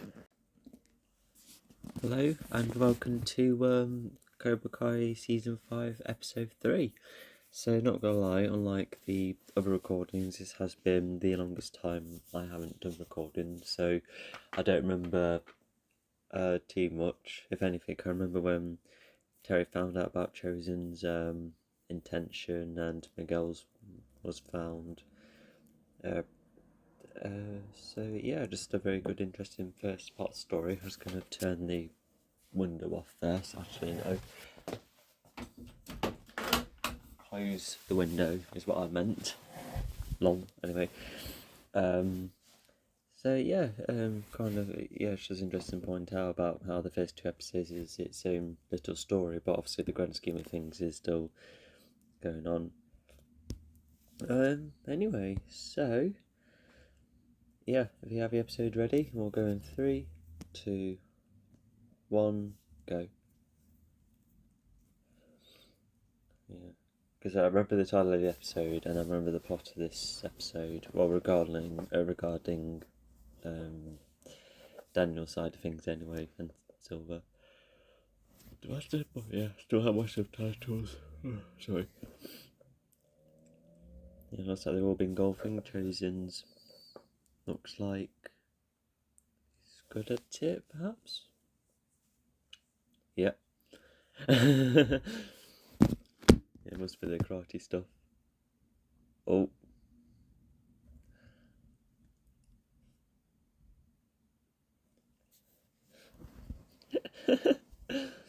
I kind of forgot they interacted, but he's tricking him the same way he did with Daniel.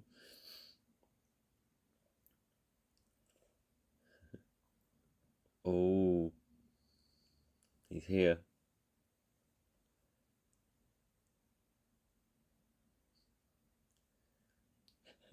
No, they probably just paid the people well.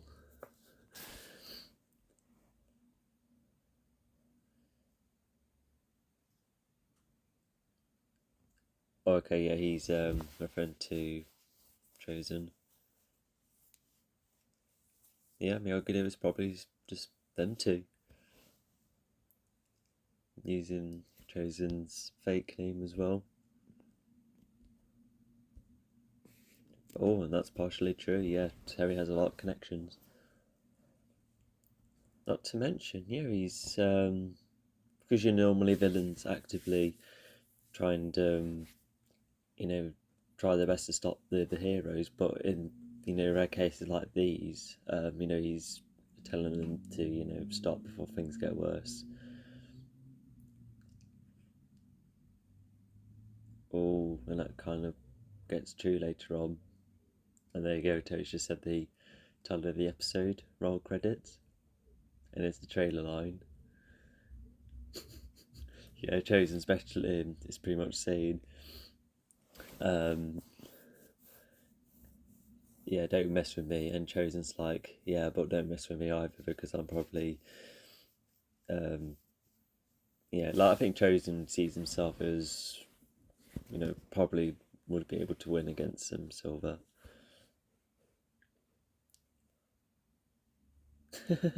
Looks. Did the cousins listen to what Terry said? Yeah, so it's generous of Terry to add to the to pay the drinks for them. That's quite an offer. Anyway, yeah, they're making the most out of one. No, wrong starting point. Yeah, just very pleased that he's back. It's only one more season left Miguel. I don't think there's another chance for you to run away. But even then, I would believe him because I think things could have got a lot worse, but he's definitely much safer where he is. Oh God, yeah, Johnny's cleaned so much. His part of his shirt is wet. Oh, I remember Johnny's plot now. Okay.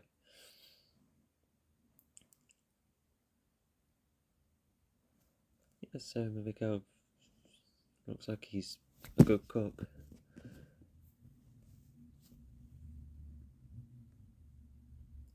Yeah, I think Johnny might be partially referring to the Robbie situation, but even then, yeah, Johnny's recognizing um what Miguel's been through. Oh no, they thought she didn't like the cooking. Oh, something was wrong, but no, she definitely would have clarified that later on because her being sick means something else, which some of you may remember. Well, my guy, Sam's been doing more karate than like way more than you, so she needs the snacks. Yeah, just a bit of a sibling argument, I suppose. But yeah, it seems to be. Oh yeah, she's already getting a bit tired of that word. Yeah, because what's interesting about the season is that it's a bit like there's hints of season 3 where because 1 and 2 built up towards a tournament, but this is just like a massive aftermath afterwards, and Sam's pretty much hit a like a big the rivalry with Tori has had its multiple peaks, and it looks like she's already getting really fed up of it. Why did them two go all the way to Miyagi's house? I suppose it's. I know that they need to plan away from the cousins, but fair enough. It's just getting them their own space. Anyway, so this is where they have the idea of perhaps another acquaintance of Terry. Probably Daniel's first F word as well.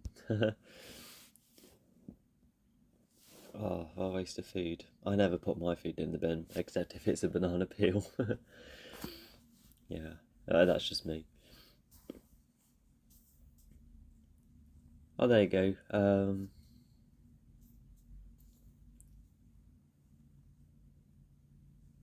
Oh dear, another term Johnny doesn't quite know. But at least it's clarified.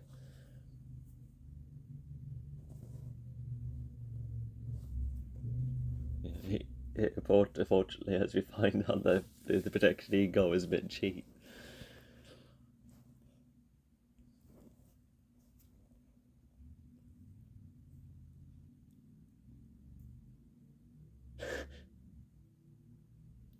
Still a bit outdated in a couple of instances.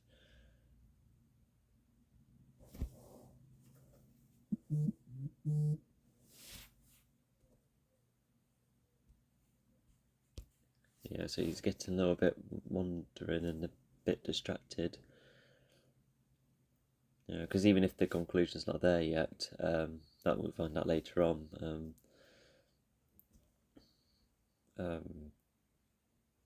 Yeah, he's already going through his head, especially with failing to be a dad before with Robbie, in his early years.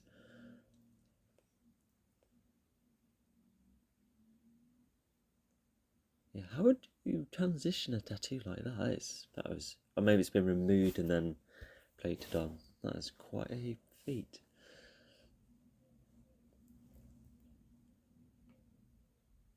And yeah, Miguel almost has his own plot where, I've not seen Sam for ages. He's going to like wow her, as to make it like a more of a impactful return almost.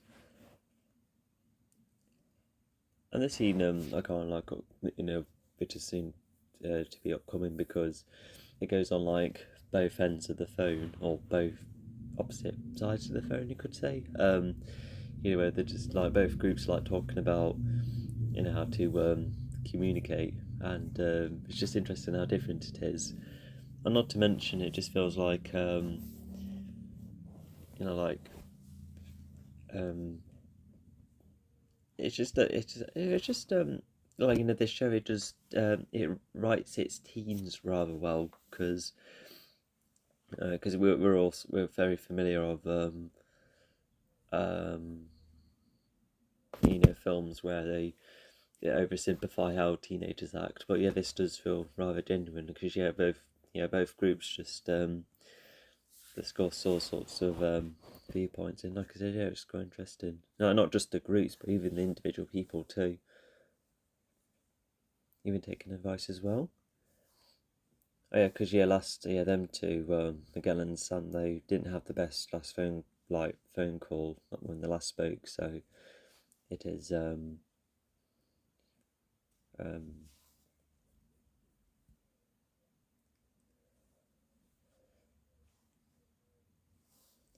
But yeah, not to mention it's Miguel wanted to do something nice, and yeah, I think Sam just is wondering how to respond to it. There you go, they found him. Although I don't know how. Could it be Facebook? Um, yeah, I'm not sure actually. There he is. Yeah, I've only seen the actor a couple of times. Not on YouTube. He's done a couple of interviews. I've never saw them, but after seeing the thumbnails, I remember thinking like, wow, he's aged. Not very well though. Yeah, Daniel does want to clarify this because yeah, the poor lad has been through a load of rivalries, and yeah, this is just almost like the next one to fix. Yeah, and those who don't know, Mike sadly doesn't have a lot of screen time in this season, and I kind of hoped he would have more, but not to mention if this story's already focusing on a certain amount of characters, then yeah, I think trying to put on a lot of emphasis with Barnes as well, yeah, I think there would be, a, yeah, just, um, yeah, there's probably just a little bit too much to the story because you have to be quite selective because yeah, Barnes is yeah, just one of those characters who has a very specific role, just help assisting the characters.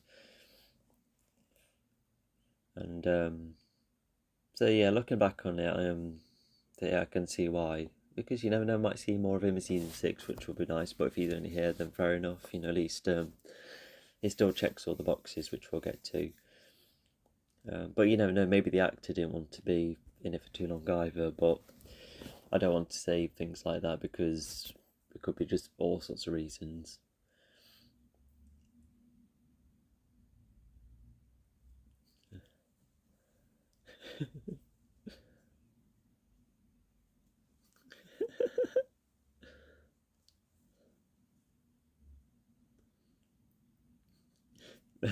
Johnny, that's not how it works. Even I know that, and I'm not like the most knowledgeable on purchasing things and that. Yeah, he's still getting a bit more. Yeah, because Carmen might have already knew. Oh, um, okay, yeah. So they're just on very similar pages. Just kind of scared and gosh, yeah, it's really getting to it now. And Carmen, yeah, she recognises why he's a bit down under.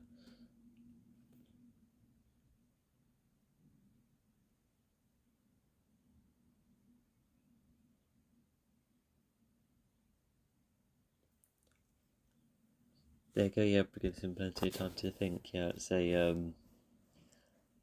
yeah, despite being annoyed, yeah, I think yeah, definitely the right thing to do.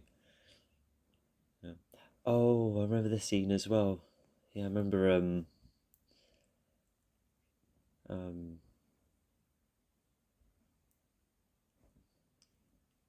okay, so she goes here, she's a spiritual person, that kind of makes sense, but not to mention I keep forgetting the blonde girl's name. Yeah, Fabian on her phone as well. Looks like she's not too interested either. But yeah, Sam's just in the middle where she's just seeing what it's going to be like.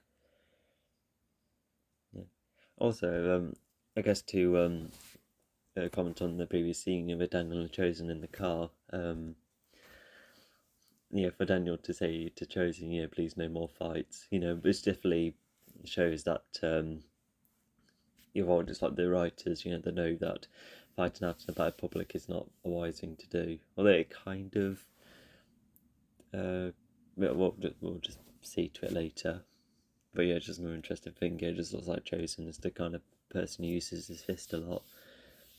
Because yeah, because with Sylvie thought, hey, let's use these weapons against him, and then was like, nah, you have to be smarter. So yeah, he's that kind of guy. Uh, anyway, so big more of a gesture. Yeah, they're going here. I like the jewellery he chooses. Go for the octopus thing, as you'll see later on. Dimitri just being more specific. Oh, how much?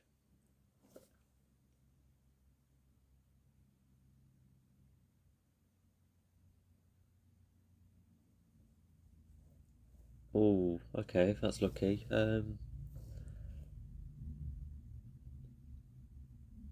Tax. Eli, that's not how it works. Well, actually, maybe it like cuts down like the carat gold in it or whatever, but even then, oh wow, anyone's sneaky enough to go through there. That's quite bold. I suppose places like these don't have like the tightest security because it's only furniture, I suppose. But even then, and maybe that's how Terry does something later on, which we'll see. Yeah, this is a scene that makes me kind of titter because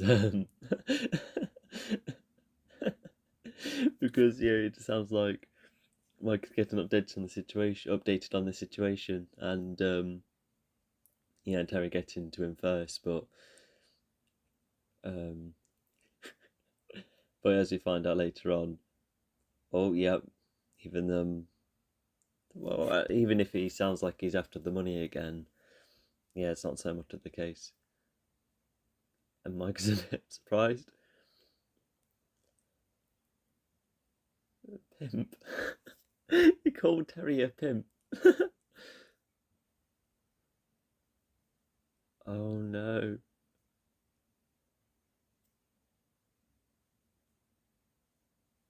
Okay, someone's aware. Mike seems to understand what's going on, after mentioning Terry by another name. Oh, there you go. That's some of the context clarified.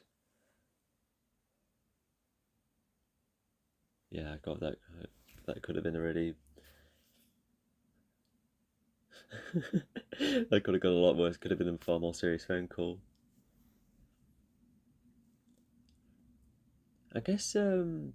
Oh, did they only just like look at the back of the building and just only saw this, but not what store it is on the opposite side? It must be quite far if Daniel's been living in the valley only to be slightly unaware of the furniture place. Maybe it is just far. Okay, so it looks like um yeah, Donnie's just making an effort, which is nice. Because even if what a thing to practice on.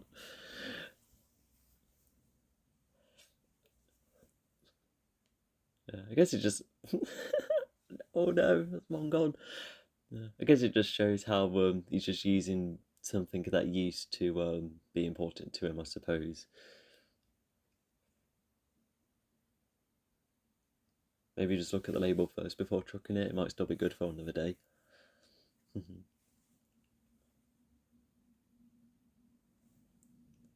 Yeah, so just doing a makeover around the area too. He's got the same laptop as season 2 as well. Oh gosh, cockroaches. There's a bit of it. Oh gosh, that looks. Gosh. How much? Oh, don't take the mask off yet. I suppose it's near to the ground. Yeah, but yeah, like I said, he's already decided to make an effort. So yeah, it looks like he still needs time to think. Yep, evidently. But yeah, he has some idea. He's taken some few steps. Yeah, whether it happens or not. But even then, he's just aiming to be a bit softer. Just calm and just letting him decide. Who he wants to be. Oh wow, he's already apologising for back then. Because yeah, they haven't met since the tournament, I would imagine.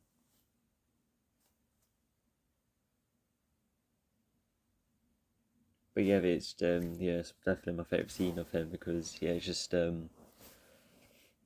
seeing him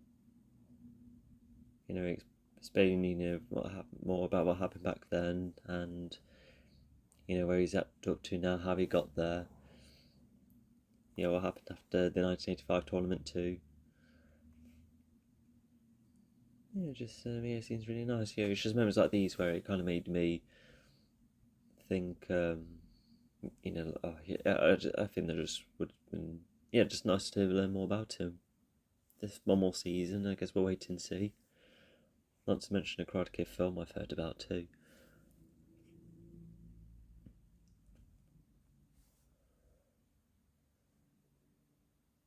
Oh, yep, seeing the commercials as well. We are going back to season 1. Yeah, just retaining the history because sometimes when stories go on for quite some time, they kind of, well, even if they stay consistent, they just kind of forgot what happened, before, or at least just not mention it. But just refer to the commercials again. It just helps with retaining that sense of the full package kind of feel, which is cool. Yeah. Oh yeah, Sam has had a dream before. Um, just far more realistic and a bit more of a trick compared to well, a trick to the audience. But this time, yeah, she's going on a proper abstract sequence there.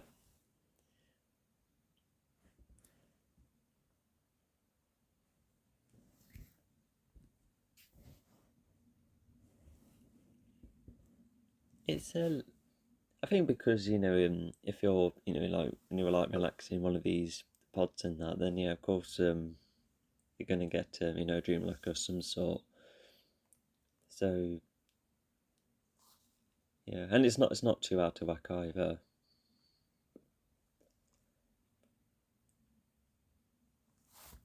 But yeah, it's just outlining her worries, about losing and a relationship, and Daniel putting up on a high pedestal too. Yeah, because that was slightly hinted in season 4, and now it just looks like it's going to be more in full force.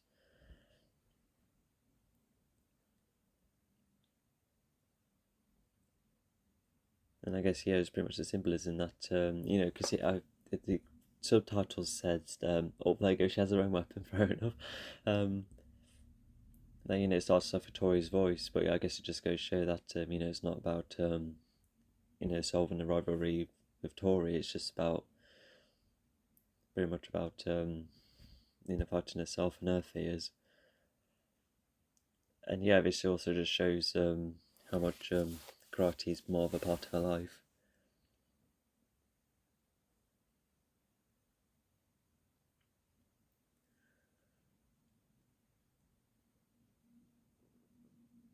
Oh, she must have been making too much noises. Oh no, okay, she just had to interrupt her, fair enough. She has spiritual dreams as well. Yeah, looks like she's a bit spooked.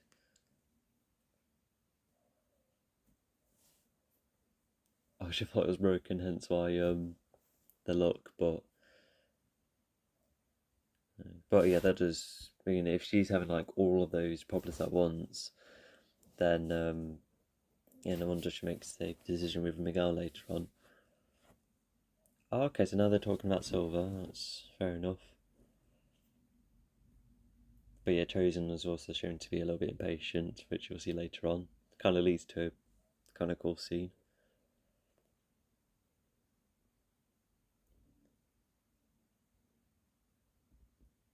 Okay, so he's kindly refused, which, yeah, fair enough.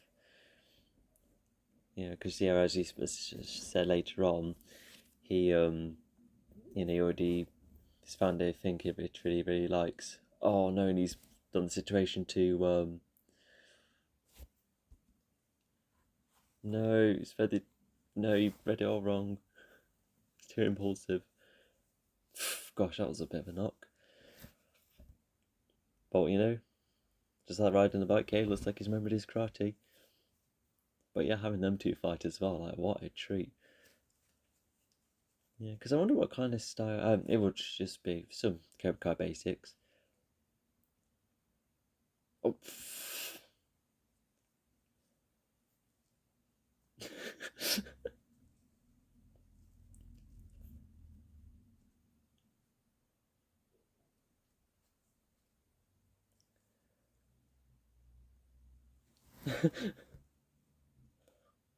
yeah, all of them just lost.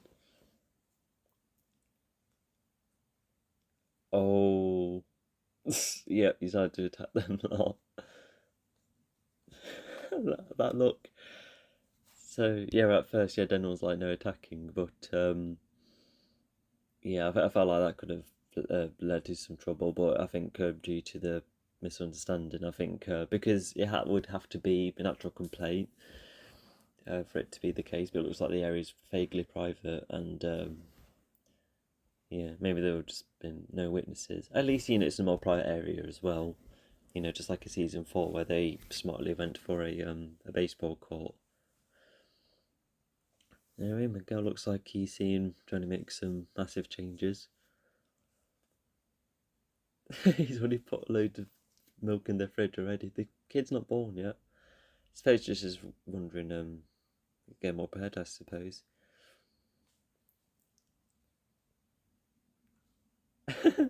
Yeah, I don't think them two are the best. The guy to look to ask about, but Johnny's experience. So yeah, let's see what Johnny has to say.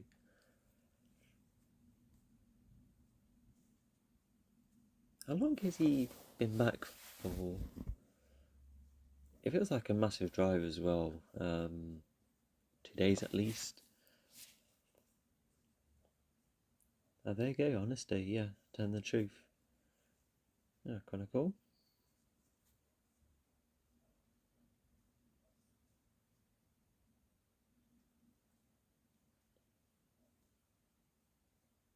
Yeah,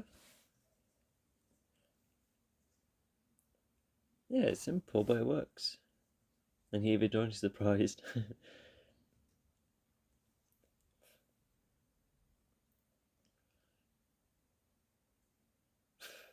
They must have like some staff room ice in the fridge or something, or freezer rather.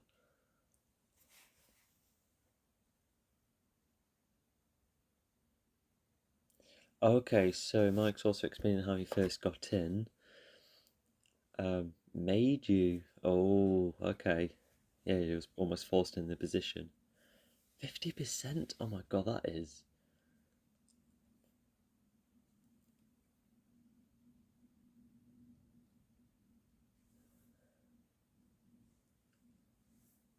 Even, yeah, looks like even Mike is um just like trying to be aware, and if it goes too deep, then you could get into trouble, which is what happens. But it looks like whoever Daniel's phoning seems to be quite in league with Terry, especially with the payment and that. But yeah, which kind of gets him later on. And despite being beaten up, the guys are still able to work. Fair enough. I guess Chosen just made them a bit more, a bit beaten, but obviously not terribly beaten. So at least it just shows some limit that Chosen has.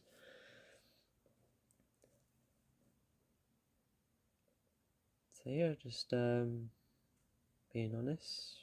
Yeah, as Johnny says, that's kind of cool.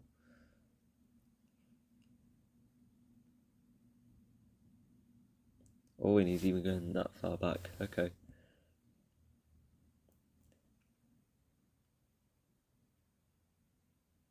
Okay, yeah, she's apologising too. That's good start. Yeah, there's a bit more, even if it's like multiple things, just I gave him more context for, why why she's been a bit on edge. It's just kind of going back to the viewer's perception of Sam, I suppose.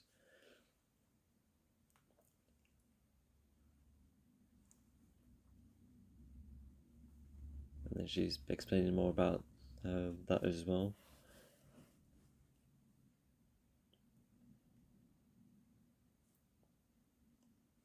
So yeah, this season's almost like a one about identity, which is interesting. Yeah, if karate's about life, what does it make you?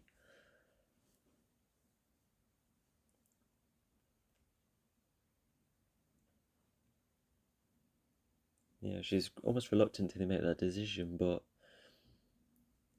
from everything going on, it seems to be right.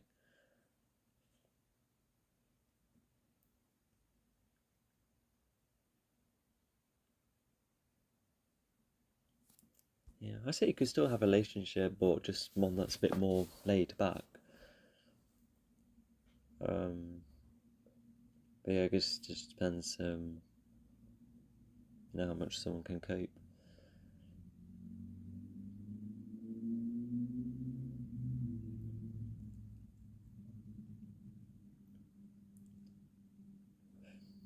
He's really gutted.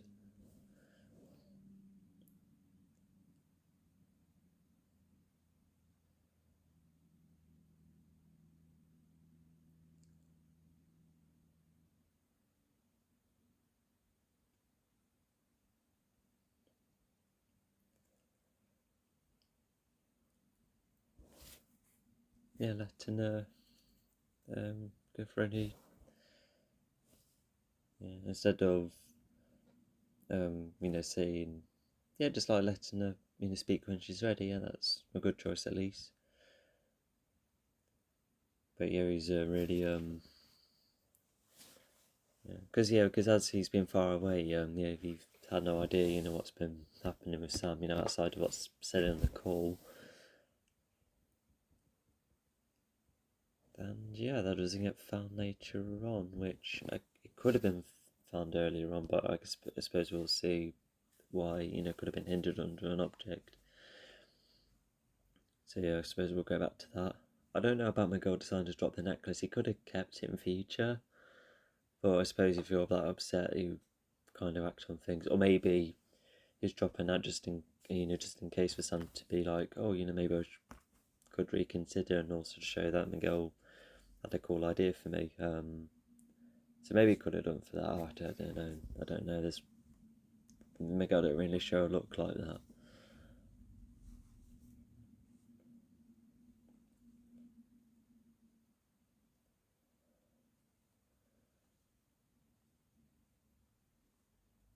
There you go. He's brought himself up rather well.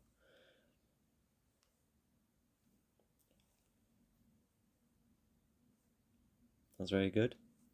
Yeah, he's just using his own advice, really.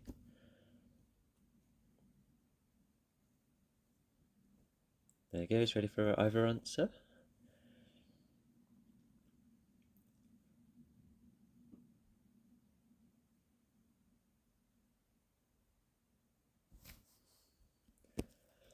And then, yeah, the most Johnny line. Yeah, there you go. Definitely genuine. It's really good for him. Country club. Oh, okay. I was wondering where the sauna takes place, but yeah, it looks like a type of spa.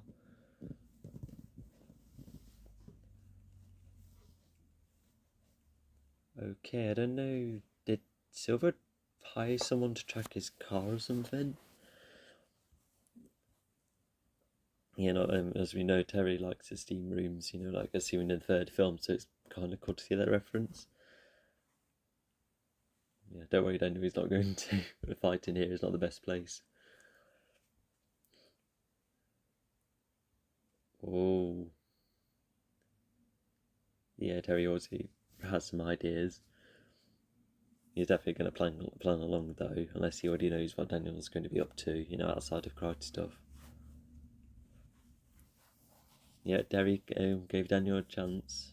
I know he's really going to suffer. Or as Terry would say, now the real pain begins. Gosh, the worry on his face there. Even the use of steam as well, it creates like a slightly spooky atmosphere.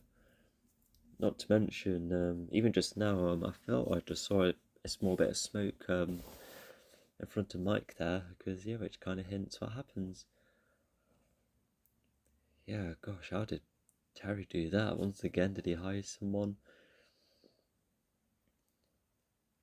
suppose the place didn't really afford security. What about the cameras? Is that a thing? Oh no. Was he another staff member working on the series? I'll have to have a look. But once again, let's keep up with the theme. Whatever he's done for the show or the films, yeah, well done him for any contribution he's done. Okay, yeah, just as the third episode, yeah, it's definitely steering into more tense territory. Johnny's about to be a dad. Daniel's in big trouble, and Miguel and Sam are a bit affected by I think what they both kind of agree. Even if Sam was to want to break it up, then yeah, it's a choice that they're just something which they kind of decide. Well, obviously Miguel didn't want that to happen. He wanted to kind of mend things, but if that's like the way to mend things, especially with a two-way kind of effort between them, then yeah, fair enough if that's what will help them later on.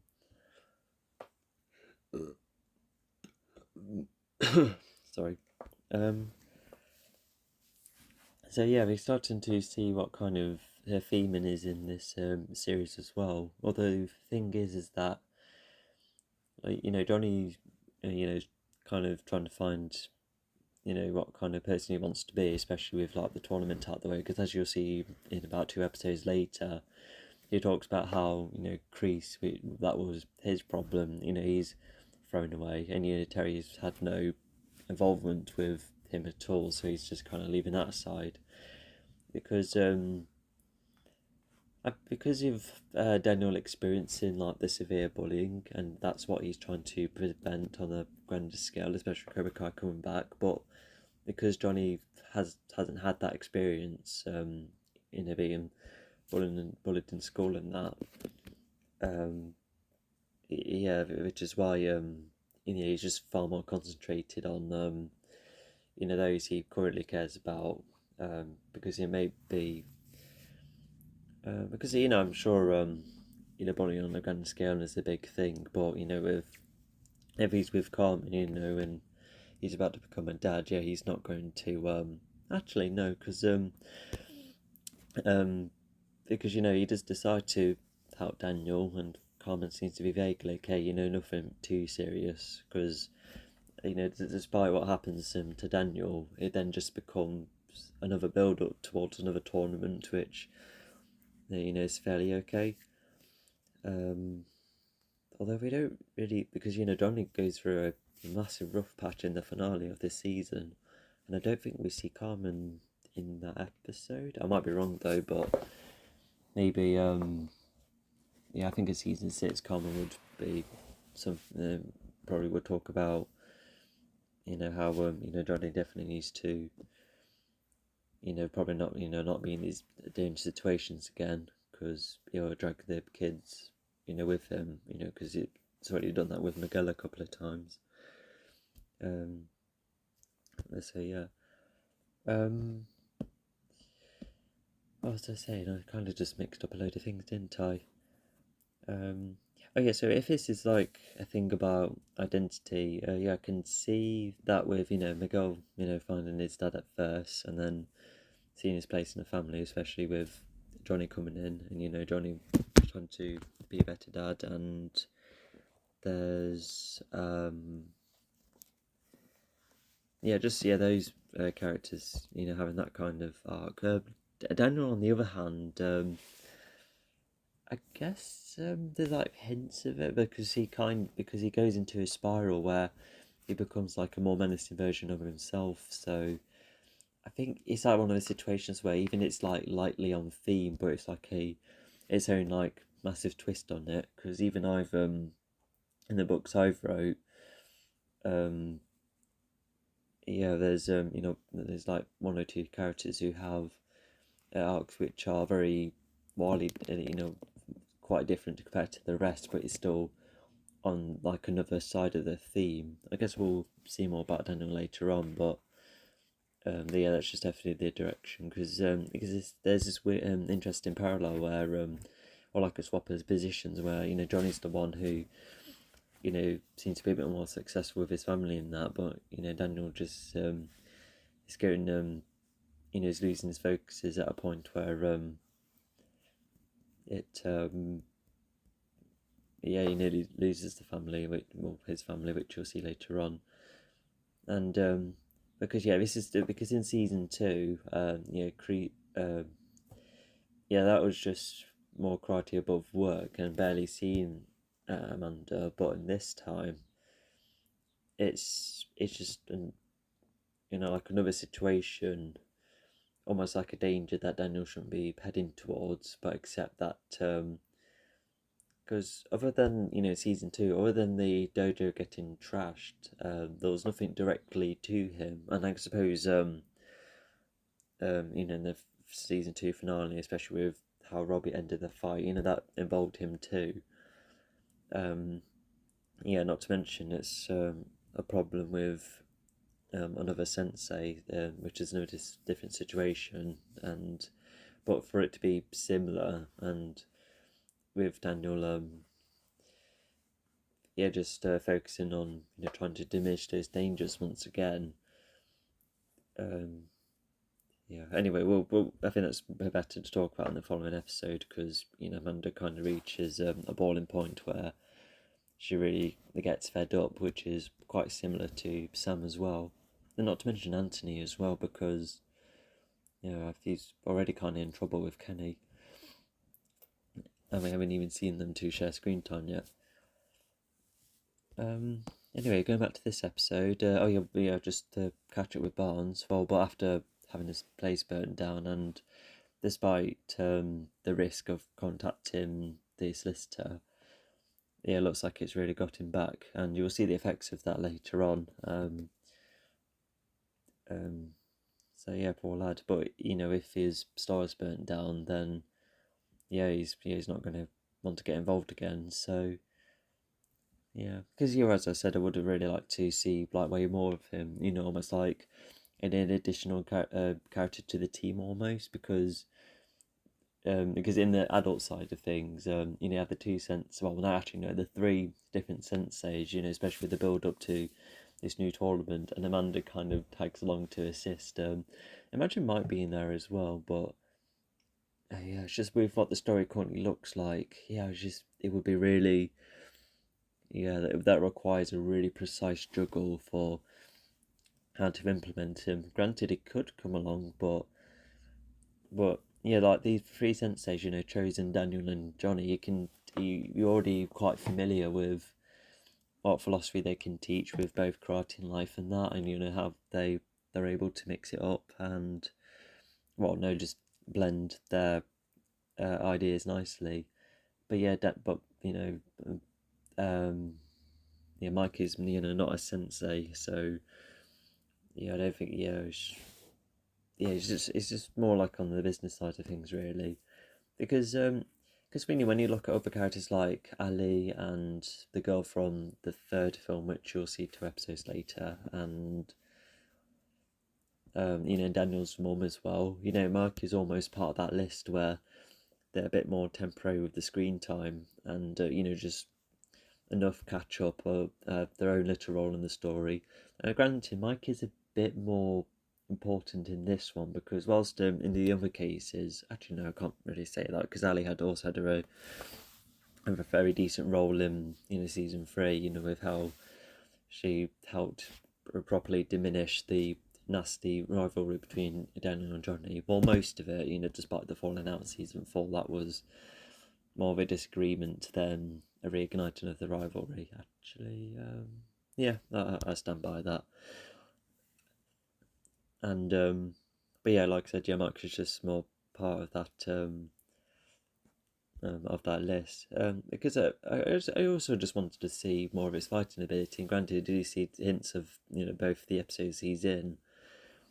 But as he was, I don't quite remember what did the third film say. What was his karate experience? How what was he taught? Could he? Because yeah, definitely there was another Cobra Kai. Definitely not in the third film.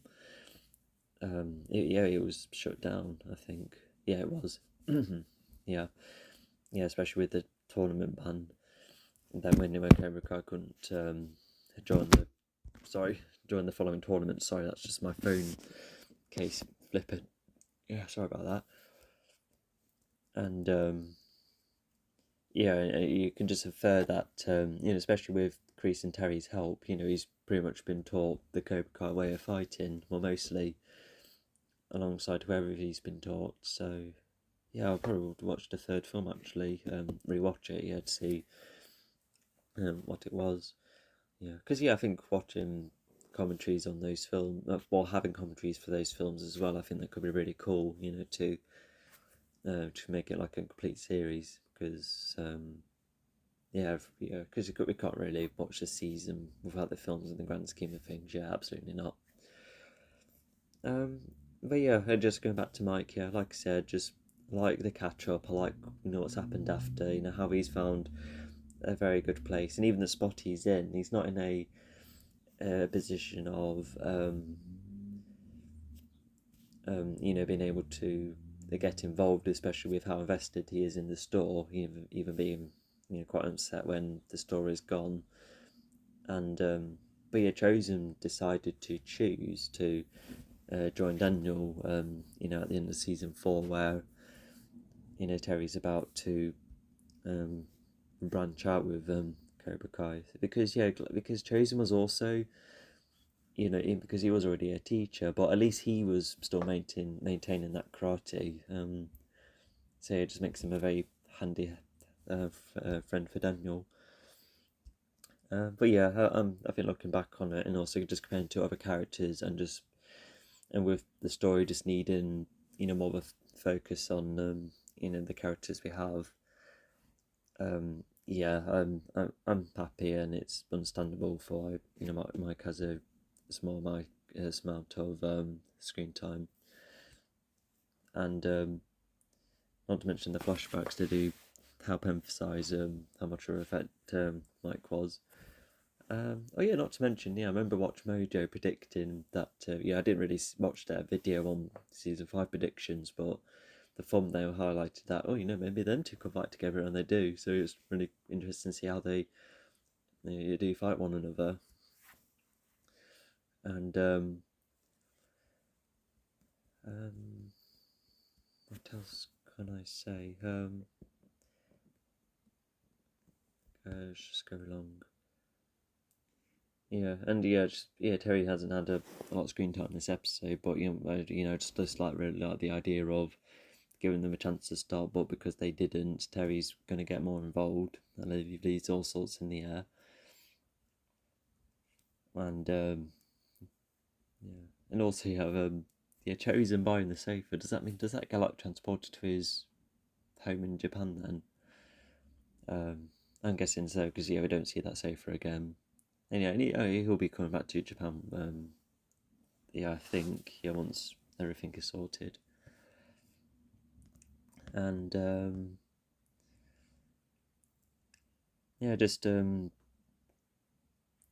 I think what was also interesting is that I felt like I've seen just the focus on the main characters here, because later on in season 5 it becomes quite busy, but even then, because I tell you what, season 5, even if there's a lot of characters, at least there's a bit more of a focus, because in season 2 everyone was having lines and a great amount of screen time, just really tried to make it too big too soon. But in this case it's kind of aware with how big it is, and yet I do feel like who we are following more. Like, granted, the Daniel does feel like he's more the lead here compared to Johnny. But I think you can understand the positions they are. It's just a very it just can be a little bit conflicting, especially with Johnny being the one who was nearly driving the whole thing, because don't forget that his decisions is what brought everyone to these positions in the first place. And then once he brought back Cobra Kai, everything else just followed after. As Daniel says later on, he's opened Pandora's box. Other than Doctor Who, I don't really know much about that tale or myth, or where it comes from originally.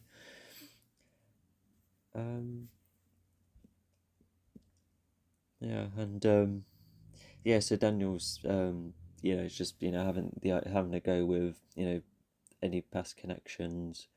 The found Mike, the potential solicitor, both who refused to help, and whilst Mike refused respectively, it looks like the solicitor's just still working with Silver.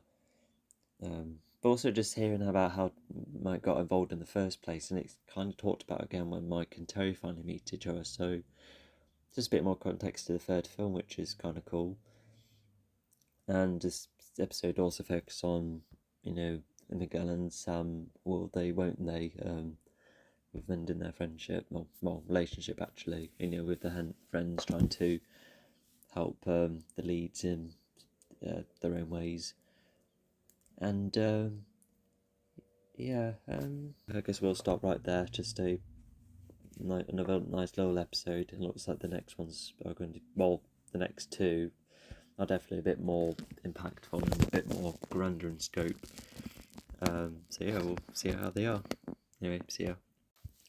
Hello, welcome to the commentary for season 5, episode 4 of Cobra Kai. I might as well get started. If you get your episode ready, we'll go in 3, 2, 1, go. I'm really looking forward to this one. This is where Terry just decided to torment Daniel, and despite the merry variations, he seems to be very good at improvising. I'm about to sneeze.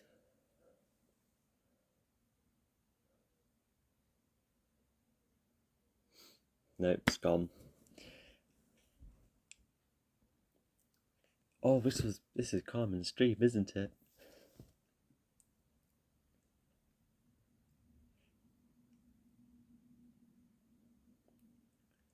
Yeah, because I think the first hint is that she's not in the normal color, the normal color for um her uniform because it looks like her nursing uniform. Unless maybe she's been promoted, because sometimes medical places do have people wearing red, or at least that kind of burgundy color.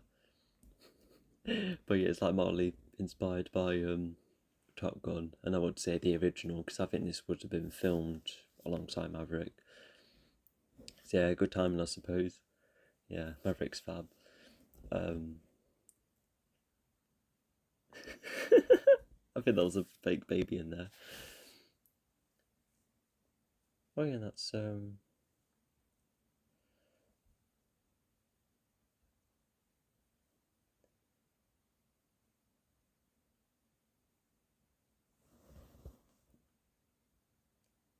yeah, it looks like she's enjoyed that. Yeah, she's basically having like a vision of what their life can end up like, and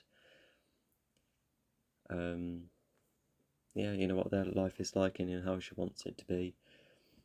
Yeah, and yeah, it just looks cool, but um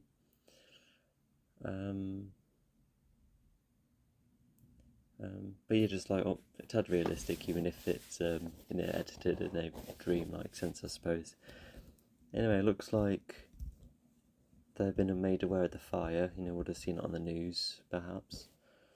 Just knowing that that's what Terry's doing.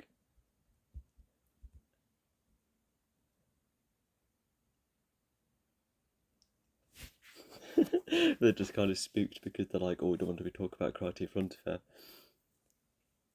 Yeah.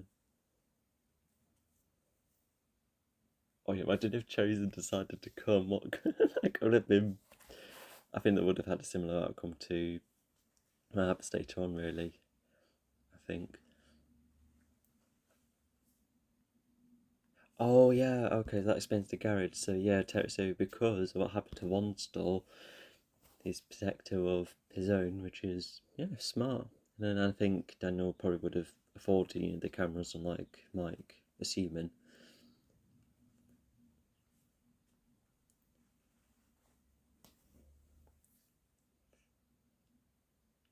I kind of missed the context for the phone call there. I suppose we'll go back to it.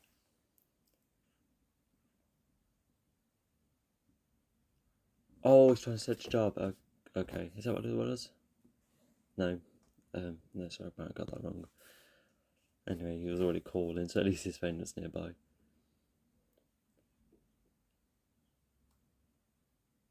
And this is about Robbie, isn't it? Yeah, we haven't seen Robbie last episode. But yeah, it looks like he's been with her, which, yeah, that's reasonable. Bit of a diss towards um, Johnny there. It's like a light mockery, but at the same time, he's just surprised at how much he's changed. Yeah, she still knows Johnny well.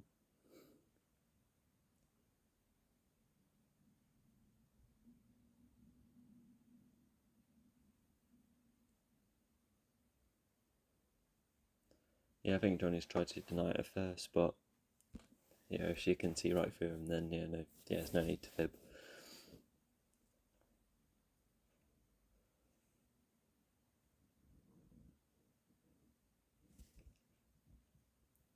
Yeah, definitely no more karate in his life at the moment. And yeah, she's updated for why the need to job hunt.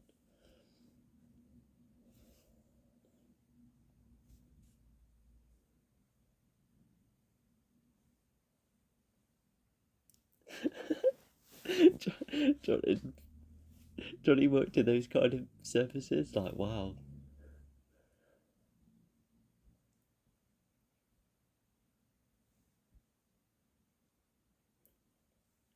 Yeah, that's what Dimitri ends up being a part of. I think it somewhat helps him later on. Wow, this looks like a cool place.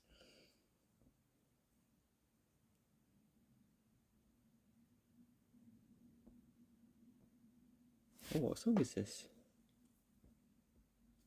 I don't even have the volume up.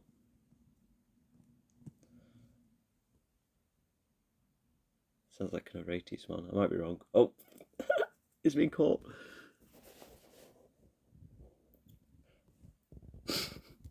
And then everyone's just like, yeah, right.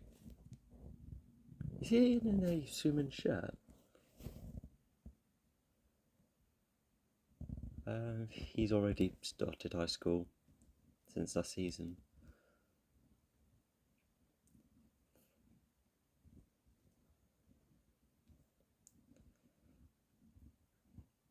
Okay, so she's had a lot of time to herself. Okay, she's actually had space from karate, but I was like, that's about to change.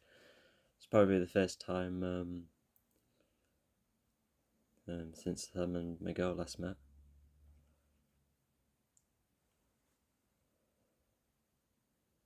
Yeah, Sam already knows that they're going to meet eventually. You know, they'll have to. Yeah, and Miguel's doing the best he can right here.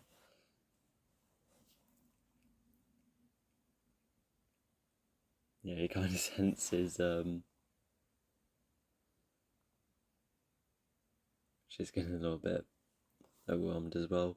I think this is Anthony's chair, isn't it? Or Anthony's. Sorry, I keep. Oh, okay. Yeah, she's not really glad what's been. Are those like the Cobra Kai lot? Those two. Yeah, it's the first time they've met in a while. Yeah, because I don't think they know about Robbie's involvement with karate. I don't think he knows, what kind of, if he's going to go back or not.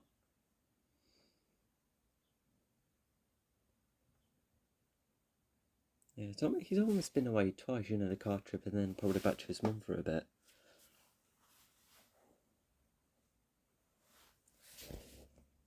Okay, yeah, so he's already thinking about taking a break from it.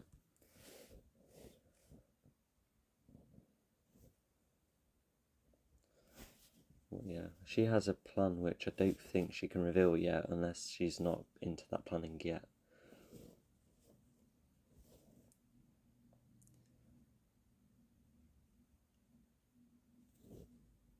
He's half accepting it. Okay, and she's talking about having fun. Okay, so they're on vaguely okay terms. Although it looks like the Cobra Kai is like just roaming the area.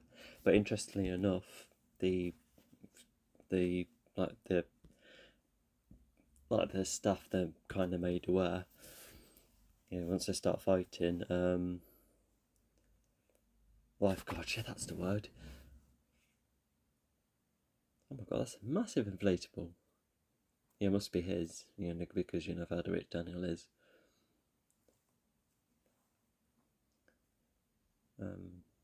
But yeah, just because with the valley being having karate in its culture, and with what happened in the school, yeah, I think that's why services like that would be made aware. Just make sure no karate happens. Well, definitely, just no fights in general.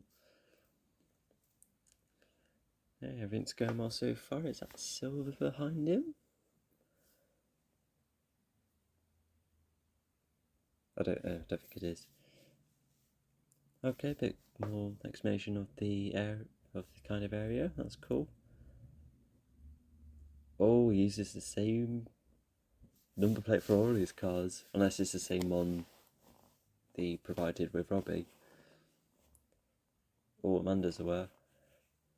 Or just just showing Daniel some support, probably like a visual hint of, just don't do anything. Yeah, I remember when the season 5 was coming and it showed us like some stills of the season, and it shows Terry and Amanda talking, and you're just like, oh, what's going to happen then, and it kind of pays off. Yeah, I think Terry's just trying to gaslight him. Despite the warning, he's like, oh, I'm here for the charity, but Um, but maybe he is just letting Daniel slightly off there because of how professional the situation is. But I think he's still up for something, and um, yeah. So if he gets something up his sleeve, but he's just being sensible because like I said, it's just about being professional. Because maybe he genuinely likes seeing these things, and maybe he's just making more of a good image in different types of events, which is an interesting angle to look at him. Anyway, so yeah, Dimitri was talking about getting a summer job, and there you go.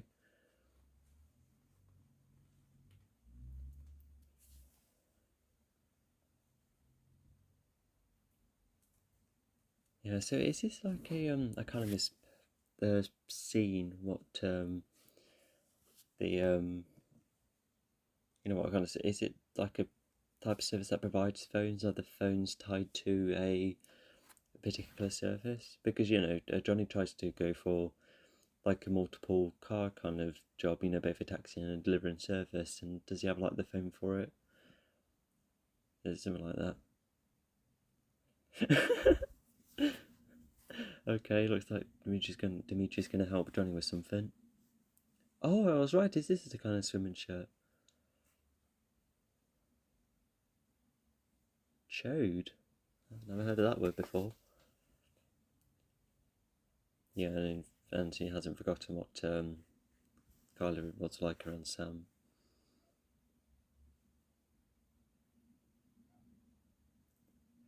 Yeah, and he's just trying to think more outside the box, being like, you already had your revenge, so we move on. But no, he's going to continue getting, um, punished, which is a real shame. Anthony could have knocked his head there. God, that could have been bad. Assuming that the rings have been around his head. Anyway, with being more on Daniel's side, you probably would be a tad defensive of Anthony, assuming that.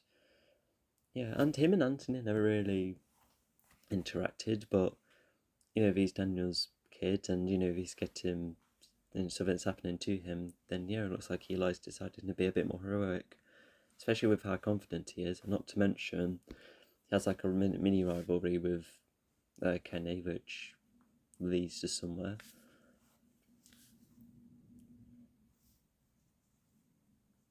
And Tori's trying to diminish the situation without acting um, um,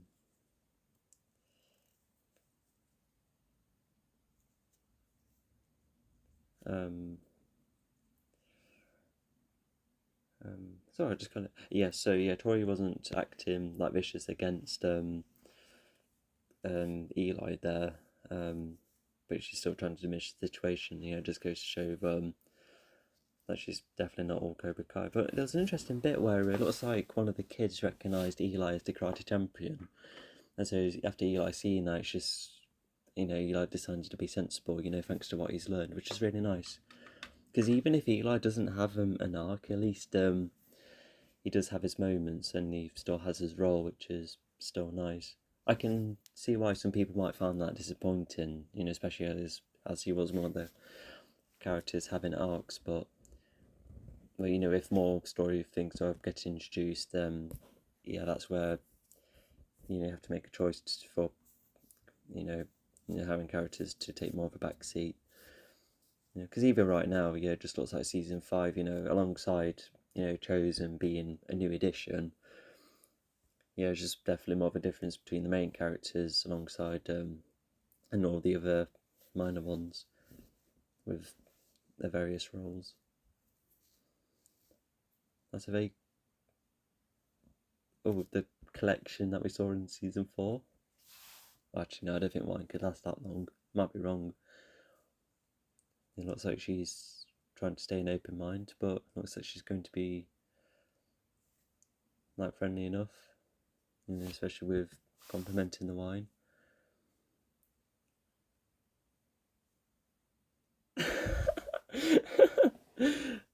I think Commander is keeping an open mind, but I think she's just trying to say, oh, Daniel's probably overthinking, but even Terry's just like, yeah, he's definitely overthinking. And even this could be quite manipulative.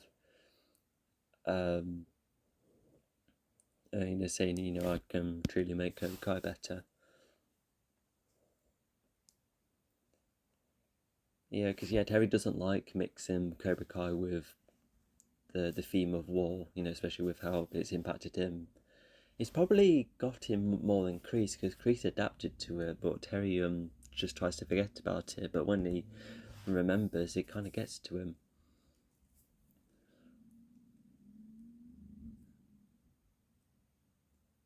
Oh yeah, and these and in these scenes, I remember some people, say that Johnny's, become kind of dumber because he's missaid one name, and now he's gonna mishear another set of names. Oh no, he's left bottles in the car.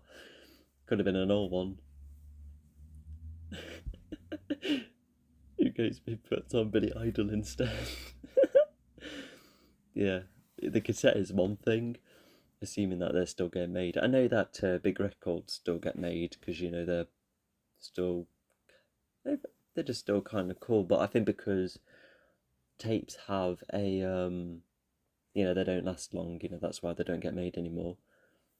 It's like he's the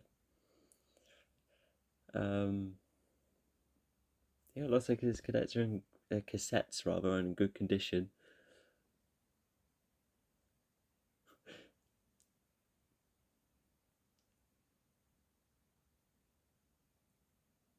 Oh, oh no, the seatbelt's not very good. Oh no, it's like that episode of Black Mirror. He's getting rated.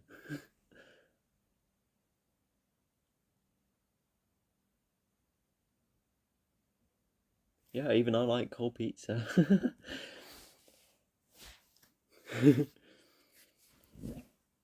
Oh no! Oh no!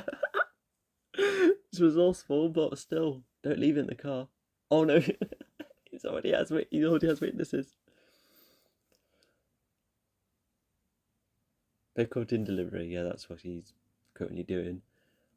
Yeah, assuming that that's the kind of phone he has, from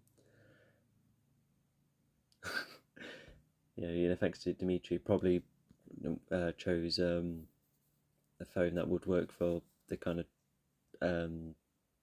job Johnny wants to go for. And she's continued to hang around with them. That's nice. I guess she didn't really have many friends until now. That's the first time I've seen her as well. Yeah, I remember when she was. She does get more of a role later on. Because you're not gonna lie, after the midpoint, that's where there's more focus on her, Kenny, Kim. Yeah, that's where it just explodes a tad. At least there's a bit more time with the main ones first, and I suppose it is normal for a story to then suddenly have a new set of characters. But yeah, I guess we'll just see how it juggles. Yeah. As much as it's nice to see them, nicely catch up, but not gonna lie, can't really talk to people whilst they're trying to read. Even Sam right now, I feel like she's only reading like a couple of words. I need to be like, oh yeah, interrupted again. But like I said, yeah, it is just that's just a me thing. But just not to mention, there's a joke on One Foot in the Grave where there's an older comedy show where the wife Margaret is like, I'm trying to read this book. I've read this line 11 times. Oh no. Oh yeah, because it looks like earlier Devon tried to say, hey, let's just try and um, get to the slide despite their territory.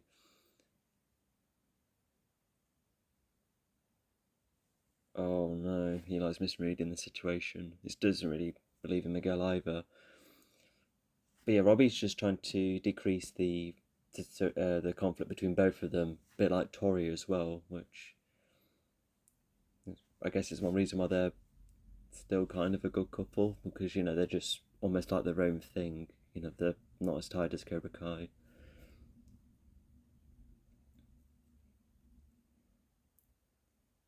Oh, okay. It was his idea because I remember the race, but for him to suggest it, yeah, being a champion last time.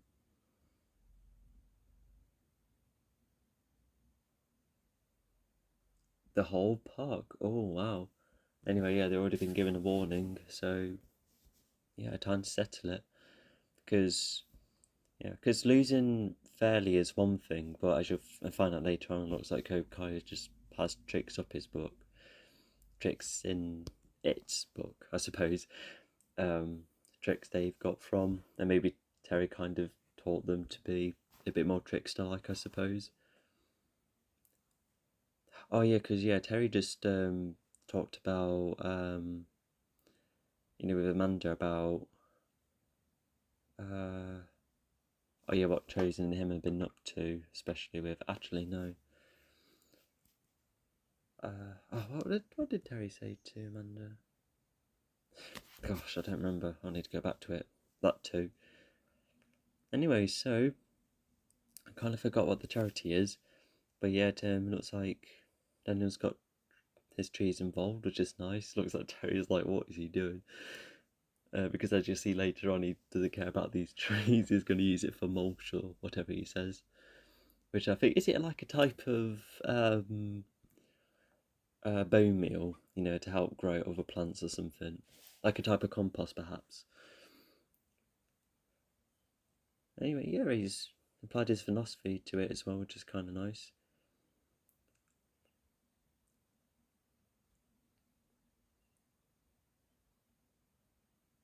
What a jump! I bet Daniel's a bit confused on what. Why is he going to buy my trees?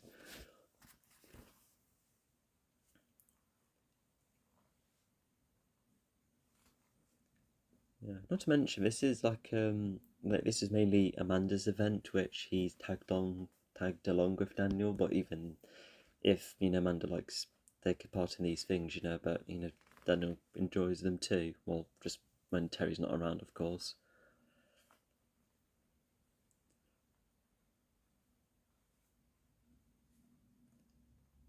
Oh, is this what the dojo? The dojo. Just reading the subtitles. What the charity is about? Oh, that charity. Is that kind of charity? Okay. And yeah, he just talked about how I think he's helping the students, but not really. Yeah. So you don't think Daniel's just like, what is he going to do? Yeah. Because even if it's 30 quid, 30,000 rather, which is really generous, but um,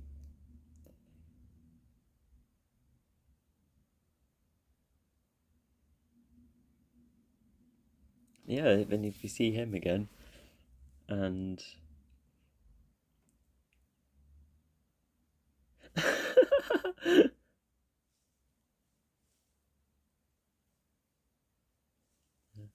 yeah, although despite the occasional comedy moment, um, um,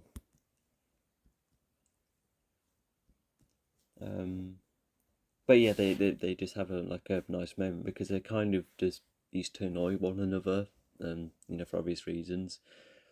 Um,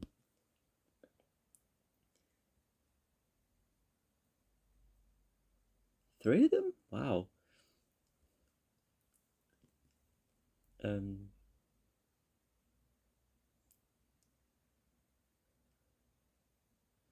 oh yeah, because does he say yeah, there's a family? So yeah, they have something in common. Something they have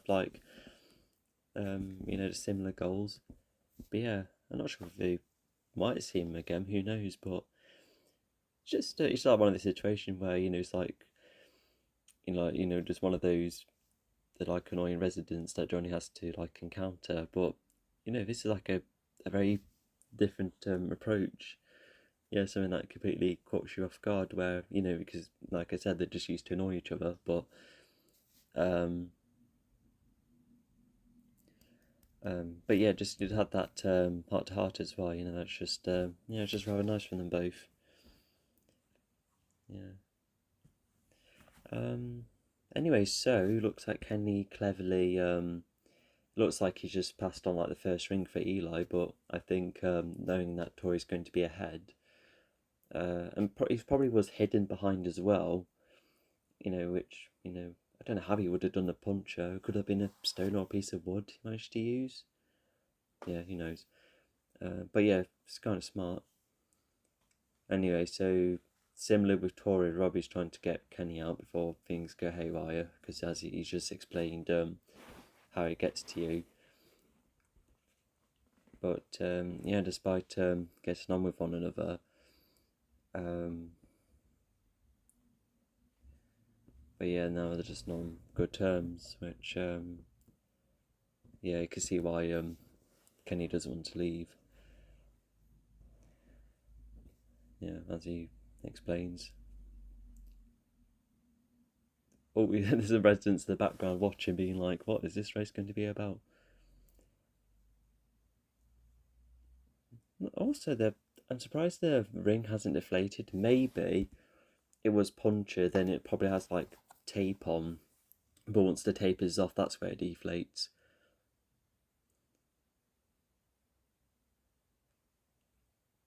Yeah, there must be, despite the different paths of the slides, yeah, there must be, like a similar length and time, to do that. Oh, and now you find out that the thing's been flattened.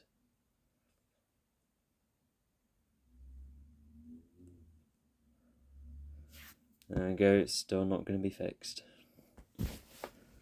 Both teams are still against one another.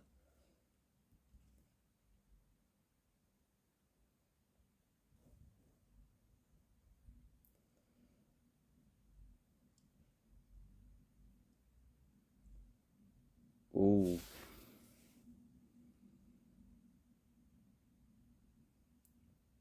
Yeah, as far as I can remember, yep, landed one hit. Oh, that is... Okay, nice to defend Kenny. But now it's just evolved him now. Pretty much the last time, them two kind of get at one another. But yeah, I think both dojos are pretty much kicked out. Does Eli have a black eye? Crikey. Yeah, looks like he's recovering, and as he stays dry.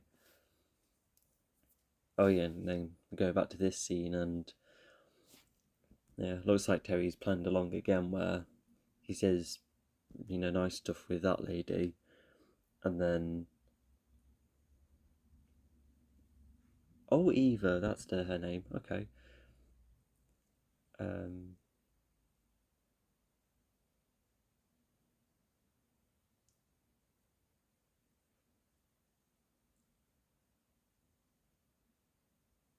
yeah, and Terry, with how old he is, he pretends that he's more fragile than he is.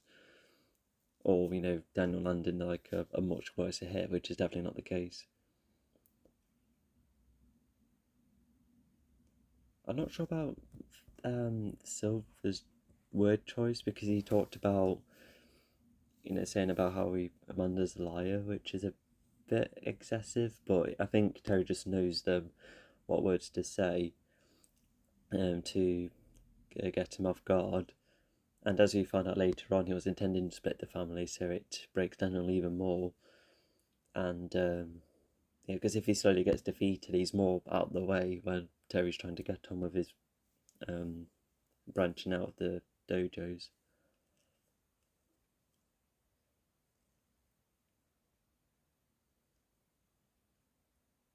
And also, not to mention, with what the dude said earlier, looking after 3 kids, which, even if Johnny has, you know, one, one son, one stepson, and one that's coming soon, all of these 3 kids, they're still, it's almost like an equivalent of 3 of his own children. So yeah, he's probably got some inspiration, and yeah, as we'll later find out, or later see, he's going to have Miguel and Robbie get on with one another. He forgot he was serving someone. kind of interesting how he still kept the logo on his car. Well, you know, he needs to save up, and I guess it makes the taxi look cooler.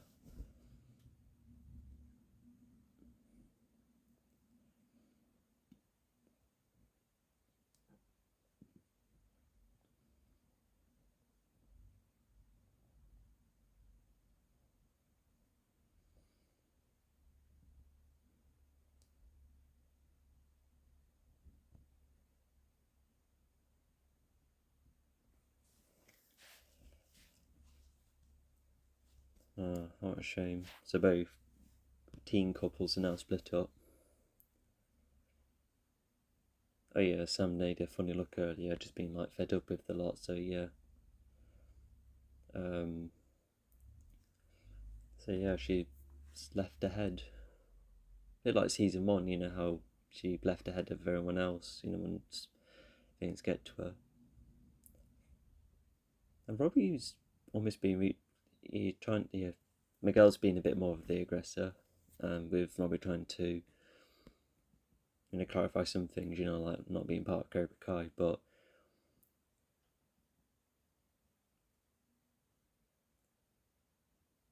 And this is an interesting shot because yeah, he doesn't know who to go to. I just hope both of them are safe. It's also kind of convenient that he's just managed to get there just before it gets a bit haywire. But yeah, that's me watching Cobra Kai. He's watching reality TV. I really like this scene as well. Just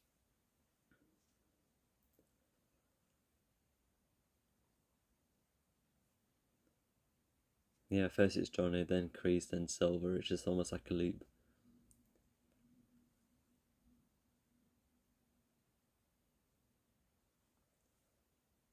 Oh, so that's what he thought it was about, but this is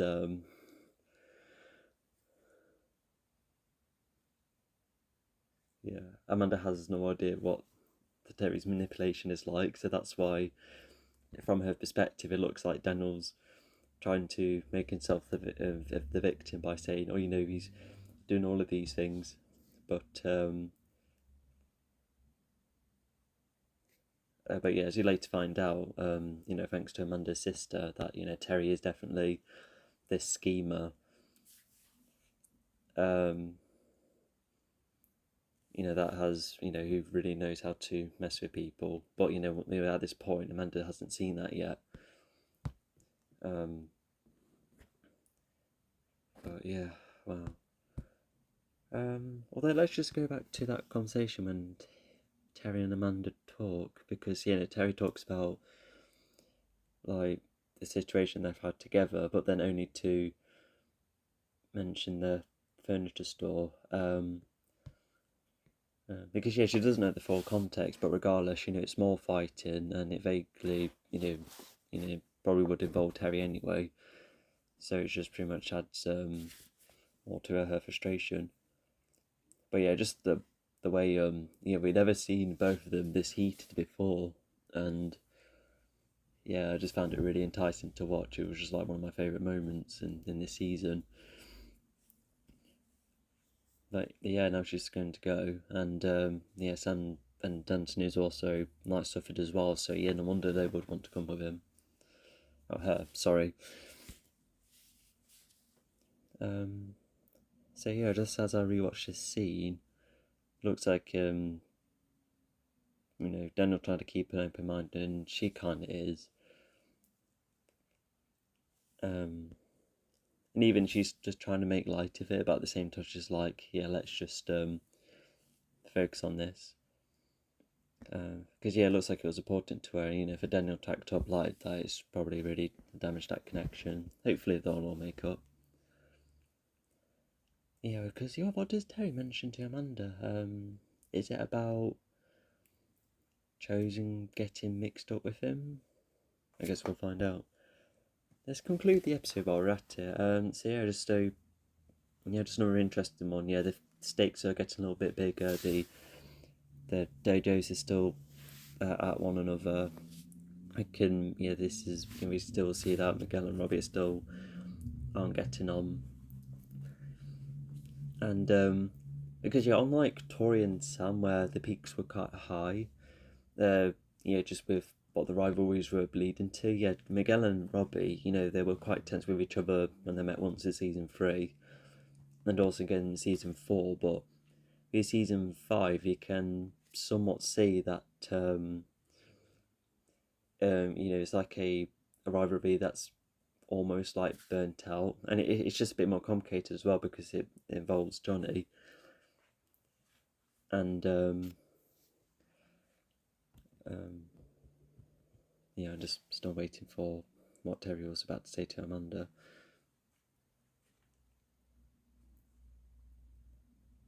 Oh, okay. Was it the call about the solicitor? I'm probably sending Chosen to the. Oh, okay, so it was about that. Well, what a guess I've done. Anyway, yeah. As I said earlier, I got a bit confused about the phone thing, but yeah, that's not important. At least Demetrius got a job. He's definitely keeping himself occupied, and yeah, and he just seems to be an example of someone who's just totally not in the whole karate mix that everyone else is in.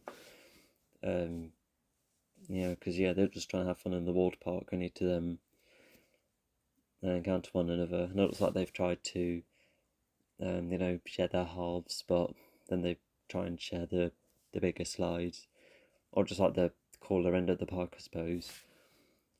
And yeah, it's just made more worse. And it looks like I think both dojos were kicked out, unless it was just those fighting again, perhaps. Um, so yeah, what was I saying before? Um,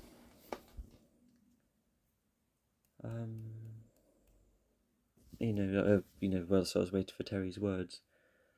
Uh, gosh, what was it? Um,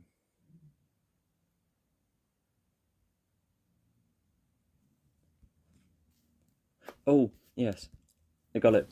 I was talking about Miguel's and Robbie's rivalry. Yeah, like it's almost like a catch up in the season, and pretty much the last of it before it's resolved in the following episode, which is nice. I felt like there's instances like much later on in the season where they're kind of acting a bit too friendly with one another, but I think considering how they take it out on each other one last time, just seeing how tiring it is, to like maintain a rivalry like it, and like the one they have, it's just one that won't go anywhere. And if Johnny's going to be invested in both of them equally, then they might as well get on, and they share perspectives as well, which is quite nice. So yeah, we've just kind of seen that they just nicely get on, and just being part of Johnny and Carmen's family. Yeah, it's well, me both of them.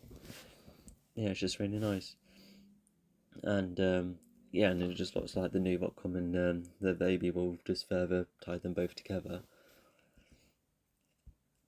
And yeah, Chosen doesn't have as much of a role, but definitely a reasonable one. It looks like he likes reality TV shows. Just I guess just learning more culture in America, I suppose. I don't. What's reality TV like in Japan, by the way? Because yeah, 90 Day Fiance sounds a bit like Love Island, Wife Swap, Married at First Sight. Just kind of spotting one of those, perhaps. I could be wrong, unless it is like a general drama. Um, so yeah, we'll see about that. And yeah, as we can see, Terry, um, was just scheming all the way through. It looks like he just was just having ideas over time. Once the trees came in, they've positioned them both next to one another. He said the right words that will get Daniel, and now Daniel now looks bad in front of everyone. Yeah, pretty much everyone. And he looks like it was enough to get Amanda to leave, which, as you'll see later on, that's what Terry was intending. Yeah, just a very interesting scenario. Just surprised that he's there. He's trying to be professional, and he was trying to be nice around Amanda. Cool to see them talk with one another. Only for Terry to say, "Oh, by the way, Chosen was just sent to, to be a bit sneaky around me," which Yeah, because it's half true, because that's what they decide to do. Because Terry's just vaguely laid back, but from the last morning, um, he's he's just he's gonna keep breaking Daniel, and and Johnny's found a job, and it looks like he's gonna stick to it because he still gets paid, but maybe not as much because of the negative reviews. So he might improve the service. Who knows?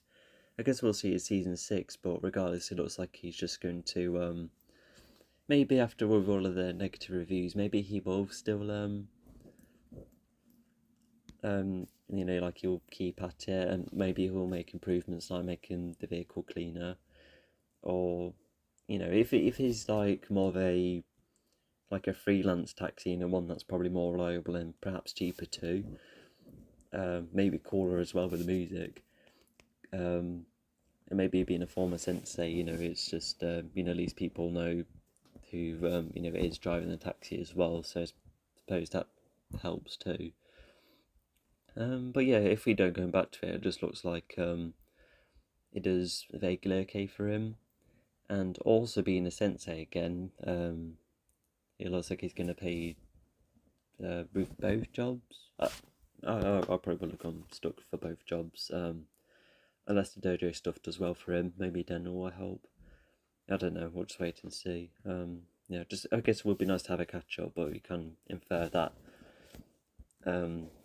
he kind of sticks to the job, perhaps. Especially with the 1-to-1 he has with the guy earlier. Just nice once again, just a very nice moment.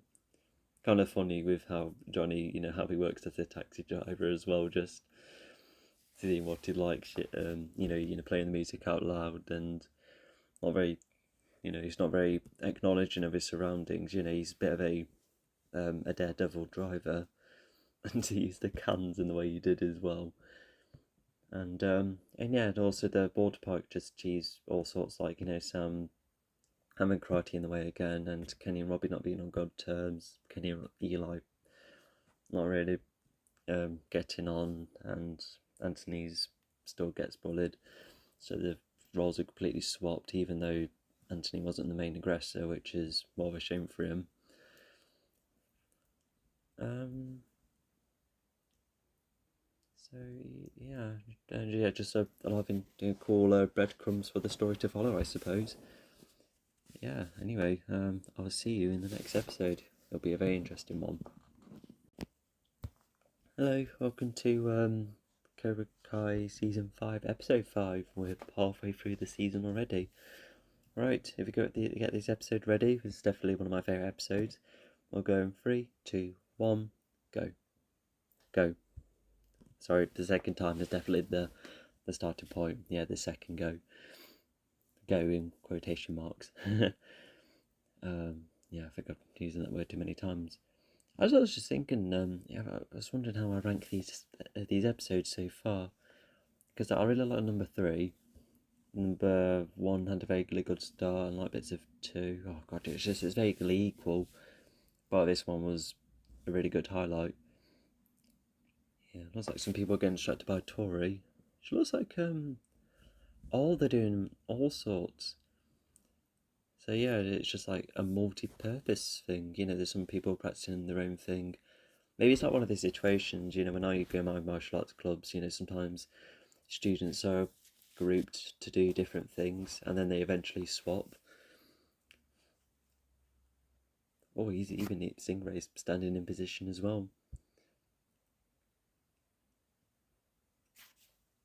Yeah, and what's interesting about him is that not only does Terry, make himself more imposing with the way he kind of almost circles around Stingray, but because of Stingray being, manipulated, it just seems to be, he's just trying to stay tough. He's been rather scared, and Terry could have probably threatened him to come. Because Terry Stingray has one piece of truth which can really turn the tables. So yeah, I bet Terry's just don't say anything.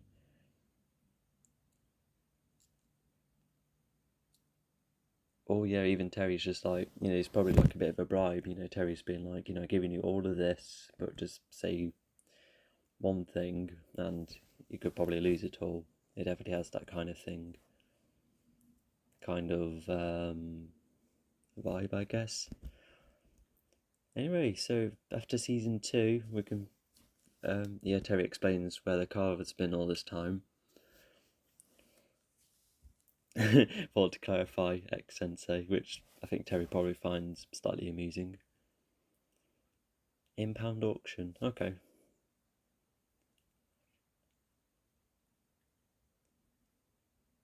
Also, what's interesting later on is that when Daniel later tries to apologise to Stingray, Daniel like buys him a PlayStation, to just like a similar way to, because I think Daniel's probably could tell that if Stingray seems to be pleased by all of these gifts he's being given, then I think Daniel's just trying to use a trick of Silver's book almost.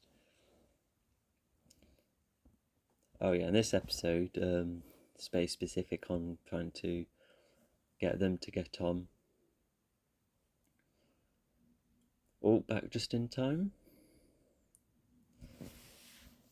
Yeah, imagine if he must have had like a bathroom break, unless he's just trying to get some orders ready. Because I've been to a gastropub once where you had to go up to the stands to order the food.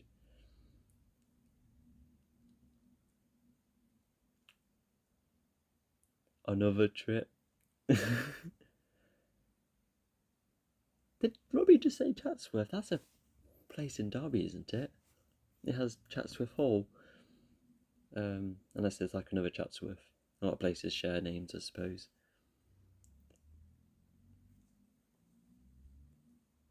Oh wow, it has quite a lot of food from different places. It looks like he's doing his best. So that's what Johnny's asked for.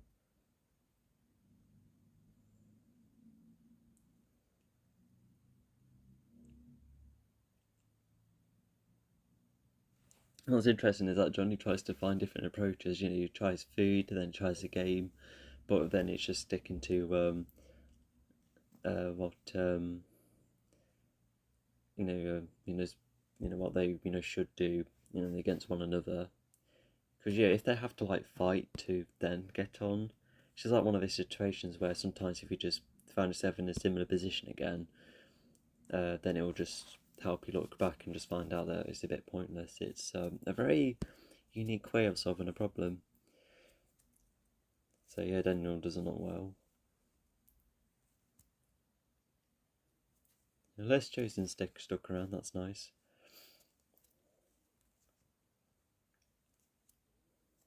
Yeah, absolutely. And yeah, Chosen definitely knows about the importance of family.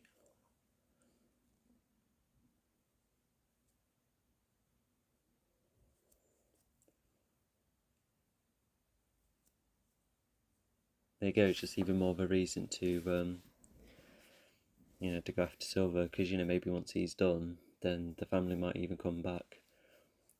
Imagine if Amanda like decides to still stay away because of another possible rivalry to happen.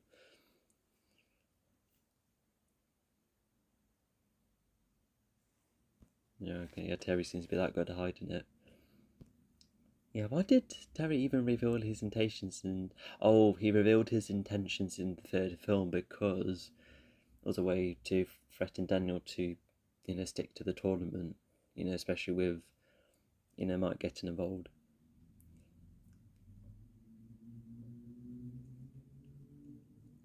Alright, so they have a new lead.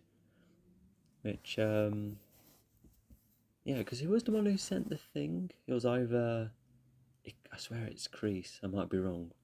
Anyway, he's gonna come back in a bit. Yeah, there you go, they must stick to the course.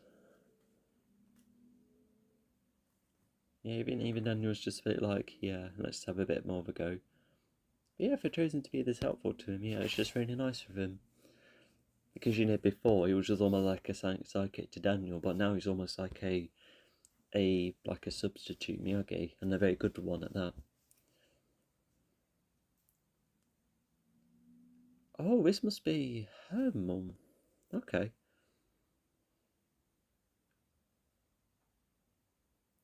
Is it her mum? Unless it's another mate. Anyway, it's Jessie, that's her name. Okay. Yeah, because I didn't really notice at first, because I only watched the third film once, that it was her. So the flashbacks definitely help, and like these flashbacks tend to be important at times, just to help jog our memories. Oh yeah, Amanda's not even giving them the full story. Well, I think it's a very long one at that. Yeah, not to mention, I felt like there was more to talk about with how Daniel and Amanda, just fell apart, at the end of the last episode. Yeah, because it kind of carries over to here a tad. Well, actually, no, more than a tad, actually. There you go, Johnny trying another method. Was that Johnny trying to um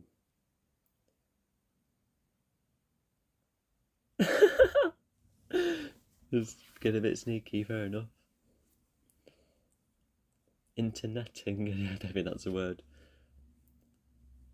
That's a very good call idea.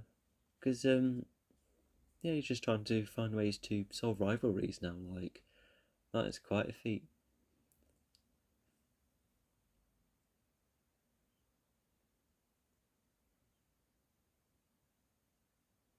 Ouch. God,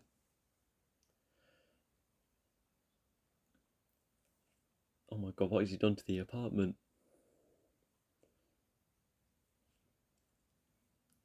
And yeah, funny enough, um, um, yeah, he talks about a film that Miguel was familiar of, and I guess that does bother Robbie that um, yeah, kind of bothers Robbie, about the amount of time Johnny and Miguel um, have spent with one another.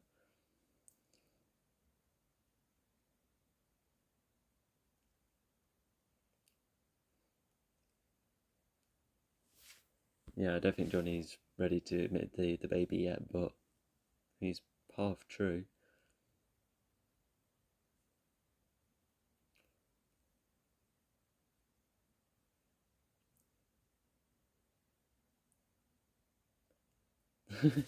She got involved as well. I forgot about that.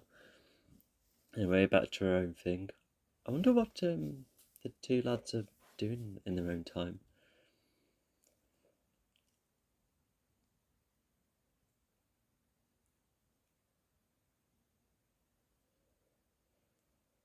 Oh no.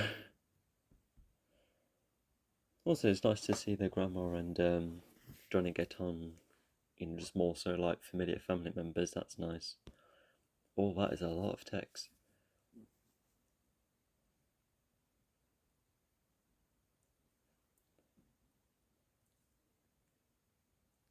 And there's almost, yeah, Daniel's just almost like seeing right through his device. But yeah, he's just full of negative emotions, so you can see why. Even in the following episode, he like puts the sunglasses on again, being a defeated version of himself where he was in the first film, which, yeah, it's a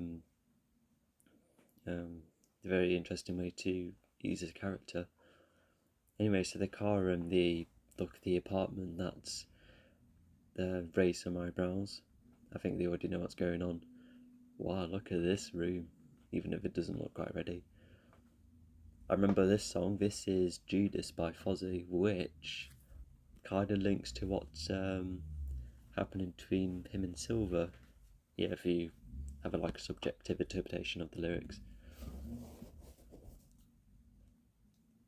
Yep, the adverts probably help.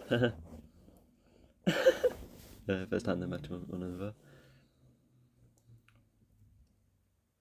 Yeah, Terry would have to mention all sorts of lies so that so um yeah, so that Terry doesn't get at Stingray again. Yeah, it might be. I thought there would be like a camera as well, because I felt like Stingray would be punished if he said, "Oh, Daniel's trying to get too involved in this situation." But yeah, I could be wrong.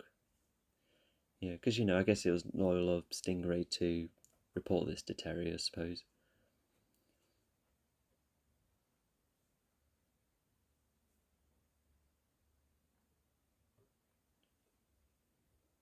Yeah, it doesn't seem to be very convincing. Although this, yeah, I bet he's a bit,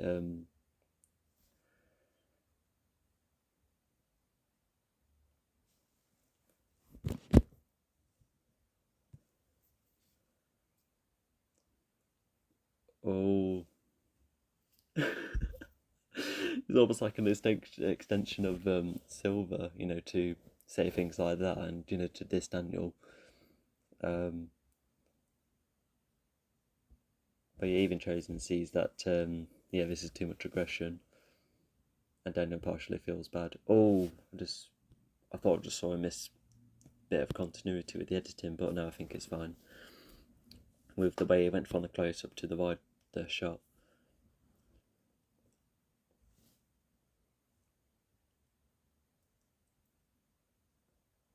Yeah, I really like the turtle analogy as well, just to go to show that Stingray's not the kind of person to be hard against, or be tough against rather. Sorry. Oh yeah, yeah, I really like the flashback scene, involving them.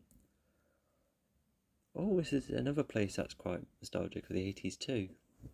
That's nice. The original. Wow. Who's older? Is Jesse older? I think so. I could be wrong though. Yeah, it's just nice for them to have a place away from karate. Although the two siblings end up talking to each other about it, because they it's just nice to reflect on it. Will make things easier, and also just nice for the siblings to get on too. Now Jesse's just wondering what the true motive is.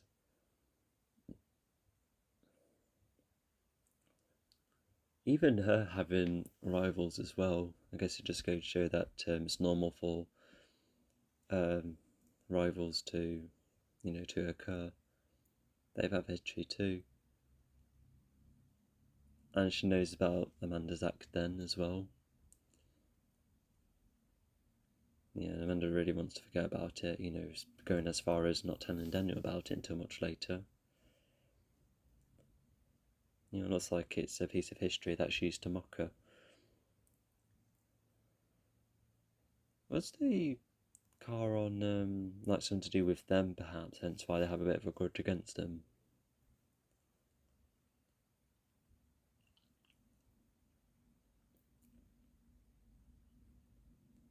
And yeah, I think we'll pretty much get caught. Yeah, she's pretty much caught up on the whole season of Cobra Kai. Oh yeah, he decides to go for, he decides to go to Johnny. Fair enough. But yeah, that is quite yeah, important information to share with Johnny. Yeah, makes sense why you went for him.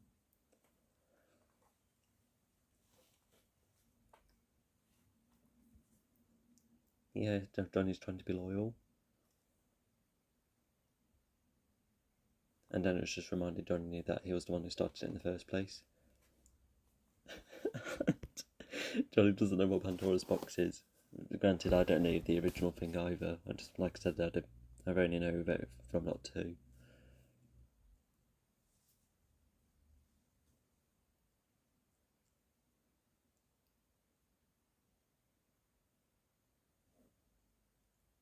See, Daniel's almost turning into Johnny, and even Johnny looks like he's getting annoyed, but yeah, he's just exhausted of all of that, especially with other priorities.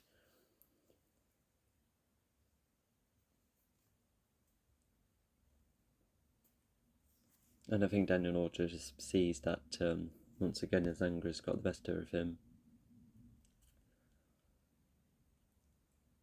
Yeah.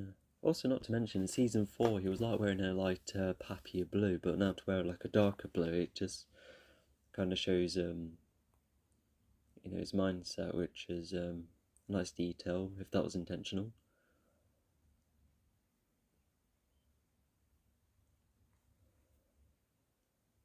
Ohio, I wonder how far that is, compared to the valley. Whereabouts is the valley again? Was it California or near Los Angeles? Was it near Hollywood? I'm not sure.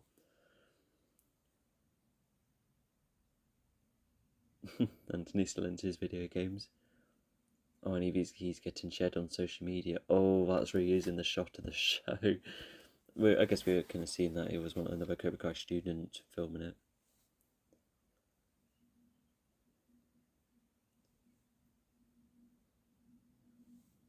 But yeah, just oh, she doesn't know. Yeah, she was already training in the tournament. This was happening with Anthony. Although, did she not ask why he was? I suppose. Oh, Amanda looked surprised then. Yeah, because I think Samantha must have been told like details, but not the full story of why Anthony was grounded. But once again, I think Samantha must have been focusing on other things. Anyway, now she's caught up what's happened, but now she's like, "Oh, this, is this what happened in the third film?" And also, she just explained where Amanda was all this time during the third film.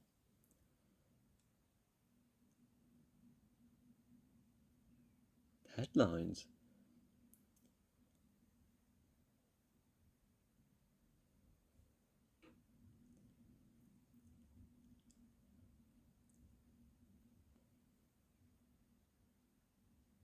Yeah, what she's saying does match with these flashbacks.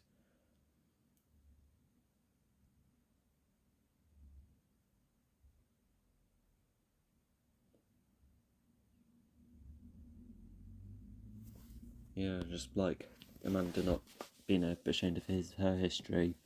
Daniel's definitely the same with with what was happening then. But now she's probably seen more for why Daniel really wants to stop Terry.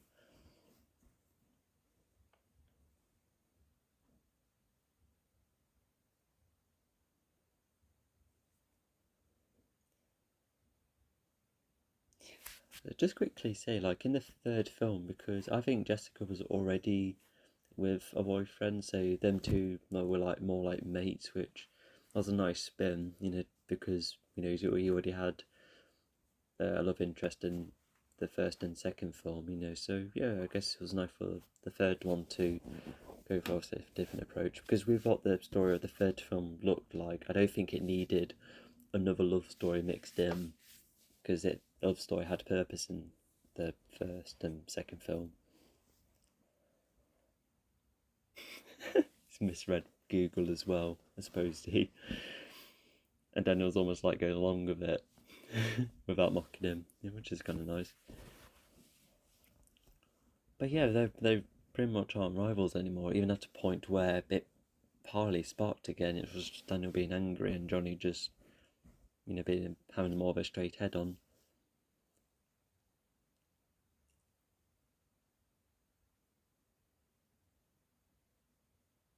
Oh, so is this like music? Is Daniel like is liking Johnny's music? Unless I've misread something.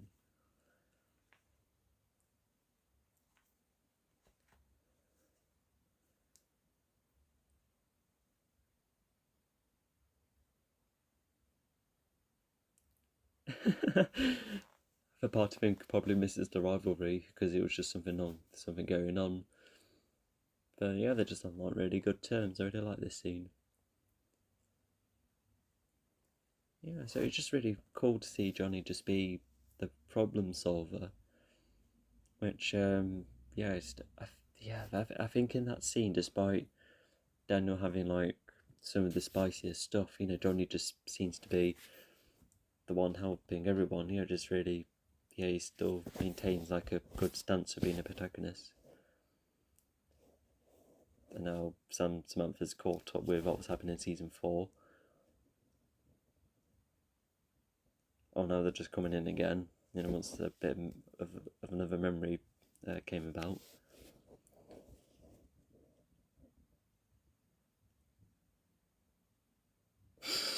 Fair enough.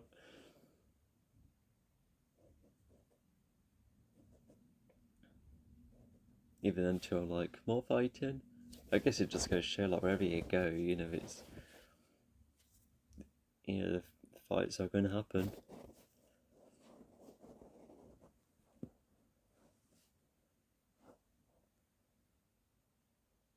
Oh, even the siblings like, what's going on? No, it's pretty much like a pushing match. Oh no. Oh, actually, no, Sam helps. Yeah, looks like. Fair enough. There you go, yeah, let's run off.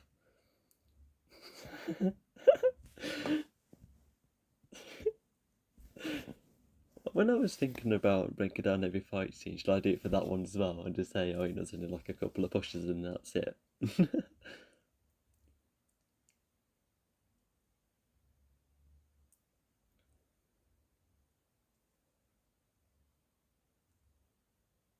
Oh gosh, like what a moment for the midpoint. Because, I think thanks to just having more, it just looks like he just has more time to think. Because, after being too tied up with Terry. But yeah, I really like how he's taking it. Because he was pretty much going along with what Daniel wanted to do, which was really nice of him. And so even if the quest has almost failed at this point, yeah, just really nice to.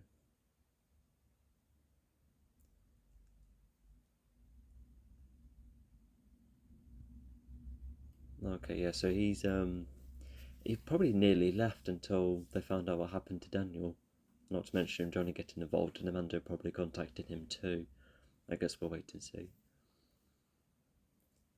Yeah, because imagine if Chosen did come along with them, they probably would have, won against Silver perhaps. It alarms the neighbour too. That is. That's something that would happen. Anyway, I've kind of missed what Daniel said, but once again, you're just using something familiar to solve the problem. Oh,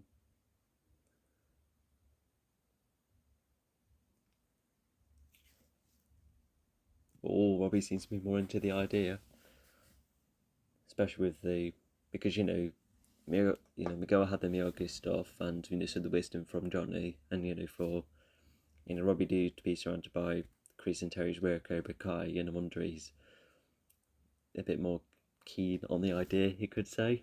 Sorry, really bad joke. Yeah, it starts a bit loose at first. There you go, now it's starting to becoming a bit more dynamic. There's no hits yet. Some of it's blocked. He's going to have the first hit. Oh, Migueles. There you go, even that unique camera shot right there emphasises the first hit. There we go, now it's on. Wow, a lot of spins. Oh my gosh. Hopefully Miguel's okay. Like with the back injury. Glad that Miguel's hair hasn't got in the way of his fighting. Miguel almost seems to be winning, but he has been. Oh my god, they're both kind of varied. Oh, now Robbie's about to have a really good blow against Miguel. But yeah, get this, they go through this door and they somehow end up upstairs. Is this like a public building where you can just take a higher level? Unless it was like one of the apartments they came from. For one of, well actually no, it's just that one apartment they own. Why did they come from different apartments, by the way? Was it just somewhere else for Robbie to settle? yeah, so Johnny, is trying to stop it, because he's probably seen it going too far. Just letting it play out for a bit, and until it gets too far, just showing Johnny being responsible. That's nice. But yeah, this was just like the last time they had like a rivalry against one another. Despite the one-off cases in season 3 and 4, but now it's all out of their system. I feel like Johnny's taken a bit too long to get there. Okay, at least it's there now. That's okay time-wise.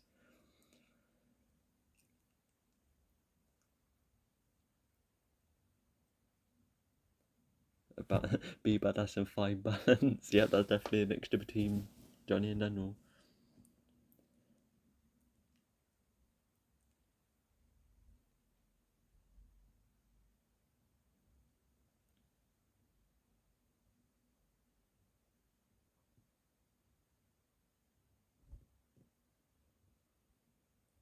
Wow.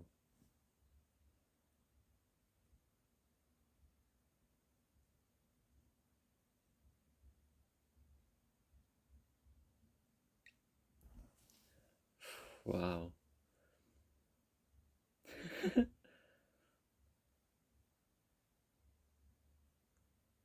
No, he accidentally drops the ball, shocking them both.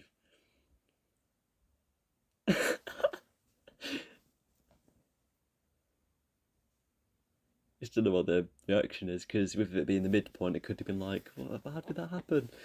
Despite the relationship being more, them two like kind of getting on. But yeah, they're happy for it. So for him, well, just happy with the whole situation. That's nice.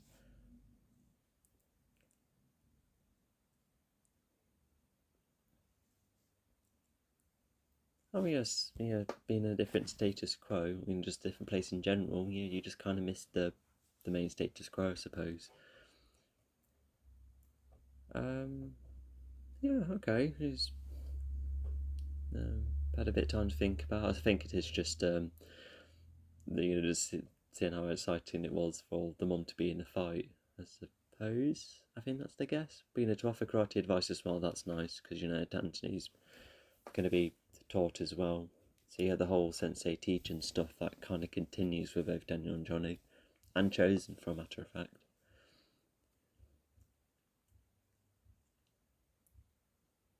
Yeah, because even before Daniel gets into trouble, they already considered coming back to him, which is quite a good timing, I suppose. Even there, where that it was just a really silly fight.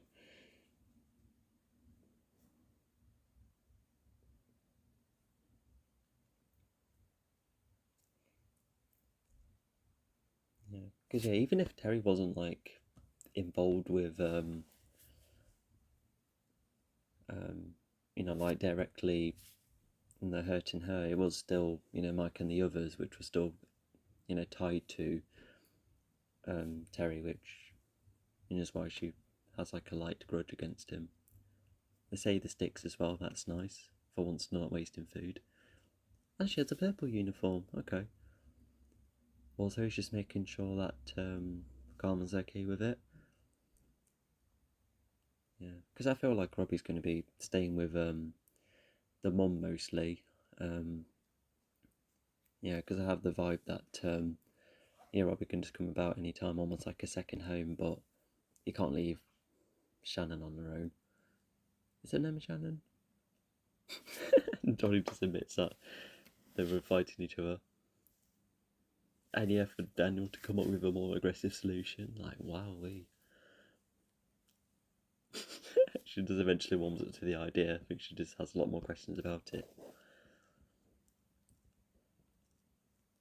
Yeah, so everything's just pretty nice, and then it just goes from mutual into devastating in seconds, or a couple of minutes rather. Left a message as well. Okay, that's nice. And replacing the PlayStation, yeah, you could definitely afford that too. Oh my god, it's still PS4. God, yeah. I'm a bit kind of out of date with gaming consoles because it's just kind of been the same. Xbox One and its new versions, the Switch, and now PlayStation 5. It's just been relatively similar for what the last few years of gaming looked like.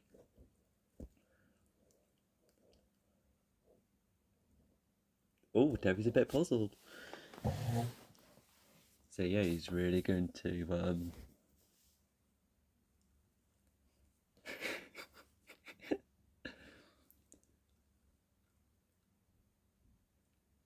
even if Terry thinks his mind is small, but Dan actually thinks rather broadly often. Oh, Daniel's trying to leave and Terry's not letting him. And now, now he's trying to make Daniel angry at points to encourage a fight. Yeah, to once again continue breaking him down. Because yeah, even if Daniel's backing down, I think Terry still doesn't want to risk Daniel, to get involved anywhere. Yeah, even involving the kids as well. That is another sting for him. Oh, Daniel's landed the first hit already. First time they actually fight one another as well. It's rather cool.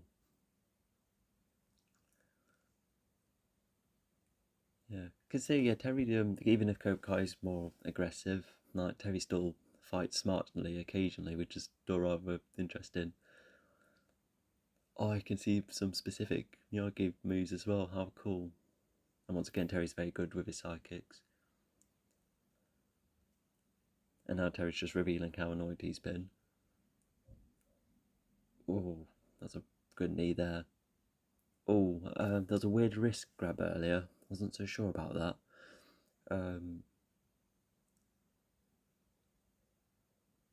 Daniel's been kind of losing more rounds.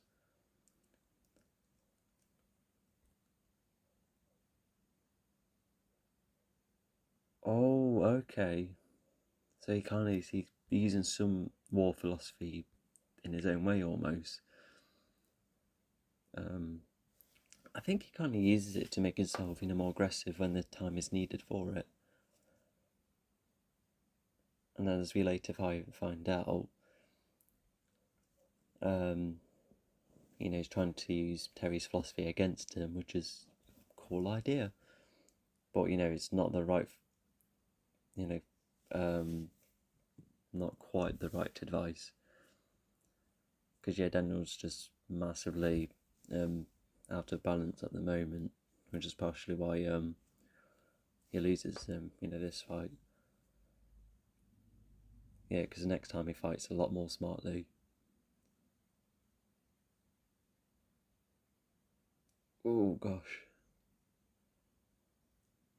Yeah, thankfully Terry's not all about the killing, but he's definitely keen on the suffering. Yeah.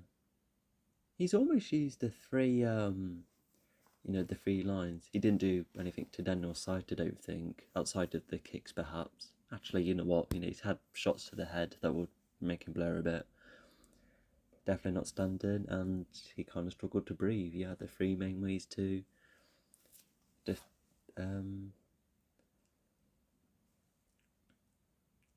oh, he's helping him fix the thing. That's kind of cool.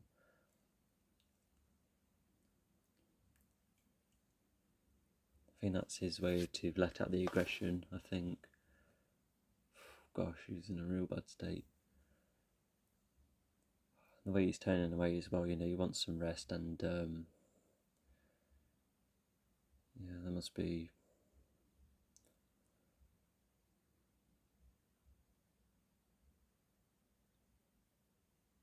Yeah, now Johnny's involved and Chosen stuck around, which is nice for him. Gosh, yeah, this is another highlight in season 5. But yeah, so no, Tori wasn't planning until now, so I think Robbie must have brought a couple of ideas in her head.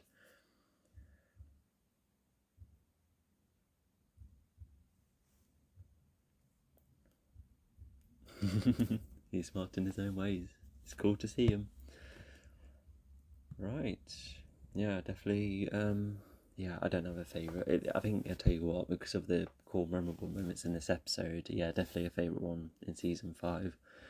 Not to mention, the idea of Silver and killing, because he, I think with what happens with Chosen later, that's different because, they're actively using weapons. And also, yeah, despite hardly seeing Tori in this episode, just seeing her fight aggressively, I think she's probably just battling what she's heard from Robbie and what kind of position she's in the dojo. Yeah, but maybe she's already decided back then. And also just thinking what to do as she does it. Yeah, because if she's a bit more wild like that, no wonder there was some eyes towards her. Yeah, and not to mention Stingray is, now he's involved, he's fully recovered, and yeah, he has one vital piece of information that will really turn the tide, but that's definitely not going to be the case yet. Sorry. Yeah, sorry, just going a bit closer. So yeah, just a really interesting position for what Stingray's in. Yeah, not gonna lie, despite him having an interesting role in season 4 with Harry Hughes, but with the way he's at here, because because in season 2 it's kind of implied that he's well, actually no, he has his own house, which looks kind of cool. But I don't know. But at the same time, if Terry's renting an apartment for him, then he's pretty much having a place where he doesn't have to worry about bills. And but yeah, not to mention, so Silver probably has a load of cars. He's bought another car in an auction. He's running a dojo, aiming to run more. He spent 30 quid on 30,000 on a charity, and he's paid all sorts of individuals like the coaches and the thingies. Oh gosh, what they're called? Like the staff on the fighting match. To pay them. Yeah, he must be really loaded. I would have actually liked to see, what kind of... Actually, no, season 3, I think... No, sorry, the third film, I think, mentions what kind of business he has, unless he was just a... Yeah, because it looks like he's part of a business that's, like, tied with all sorts, and yet he gets, like, a hefty amount of income. Is that the case? Oh, I was wrong about the restaurant. It's Italian base. Okay. I thought it was a bit more varied. Yeah, what's also interesting is that Johnny's he's got Miguel back. He's got a new kid on the way. Another chance for Johnny to be a proper dad again, or at least have a proper go at being a dad. And then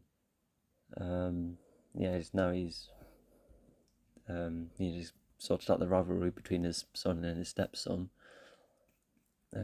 So with those problems sorted, he's a bit more around to to help with the Cobra Kai situation, to which I think Carmen seems to be okay with, because after all, with more people around, it means a bit less pressure on Daniel, etc. Hopefully, nothing too bad will happen next. Well, they think anyway. Because at the moment they're only just finding out what's going to happen or what's currently happening, especially with Terry's saying, "Oh, it's definitely not about the valley," despite what you previously mentioned. So yeah, it's just finding out what's going on and just hopefully trying to solve the situation and expose Silver without getting into any more violence. But I suppose they'll be prepared for that when the time comes, or when any time comes, really. So yeah, and I think this was also just one of my favourite Daniel episodes ever, because just seeing in a low point like that, just constantly getting angry, and just seeing how he interacts with others like Stingray, who he kind of scares, and Johnny, who is calmed down by, and also like supported by Chosen too, which is cool, and try to be aggressive with Terry as well. Like that's a lot of very interesting dynamics there. Anyway, it's cool for Grease to come back, and also for because they have like a clue about, you know, Kreese, you know, being wrongly framed, and you know, so that's something. But it's just wait for Stingray to actually admit it, to which he's definitely not doing so, because otherwise he'll lose the lot. Because whether affected or not, you know, he really likes the stuff he's got, you know, in exchange of wrongly putting the wrong man in prison, and yeah, just very interesting position he's in, and I don't think we see him again for quite some time. But yeah, they, you know, they all have a lead, and yeah, it's also nice for them to get Johnny involved, because you know, if Daniel's been beaten up and Terry is someone who also he doesn't like, yeah, why not get involved? Because yeah, because if Terry was like mentioning the kids as well, you know, they're going to be in a bit of trouble, aren't they? You know, not just Daniel's kids perhaps, but Johnny's too. Sorry about that. I better start going. I was hoping to talk more about the end of the last episode. Yeah, I didn't feel like re-recording this, by the way. Anyway, yeah, just Johnny, you know, mending the, you know, forming a, you know, trying to solve the rivalry with his sons. That's cool. And now they know about the baby coming, you know, this nice little family they have now. Yeah, there's some interesting fights too, like the last fight between Miguel and Robbie are cool. And it looks like Miguel seems to be a bit better than Robbie, interestingly enough. You know,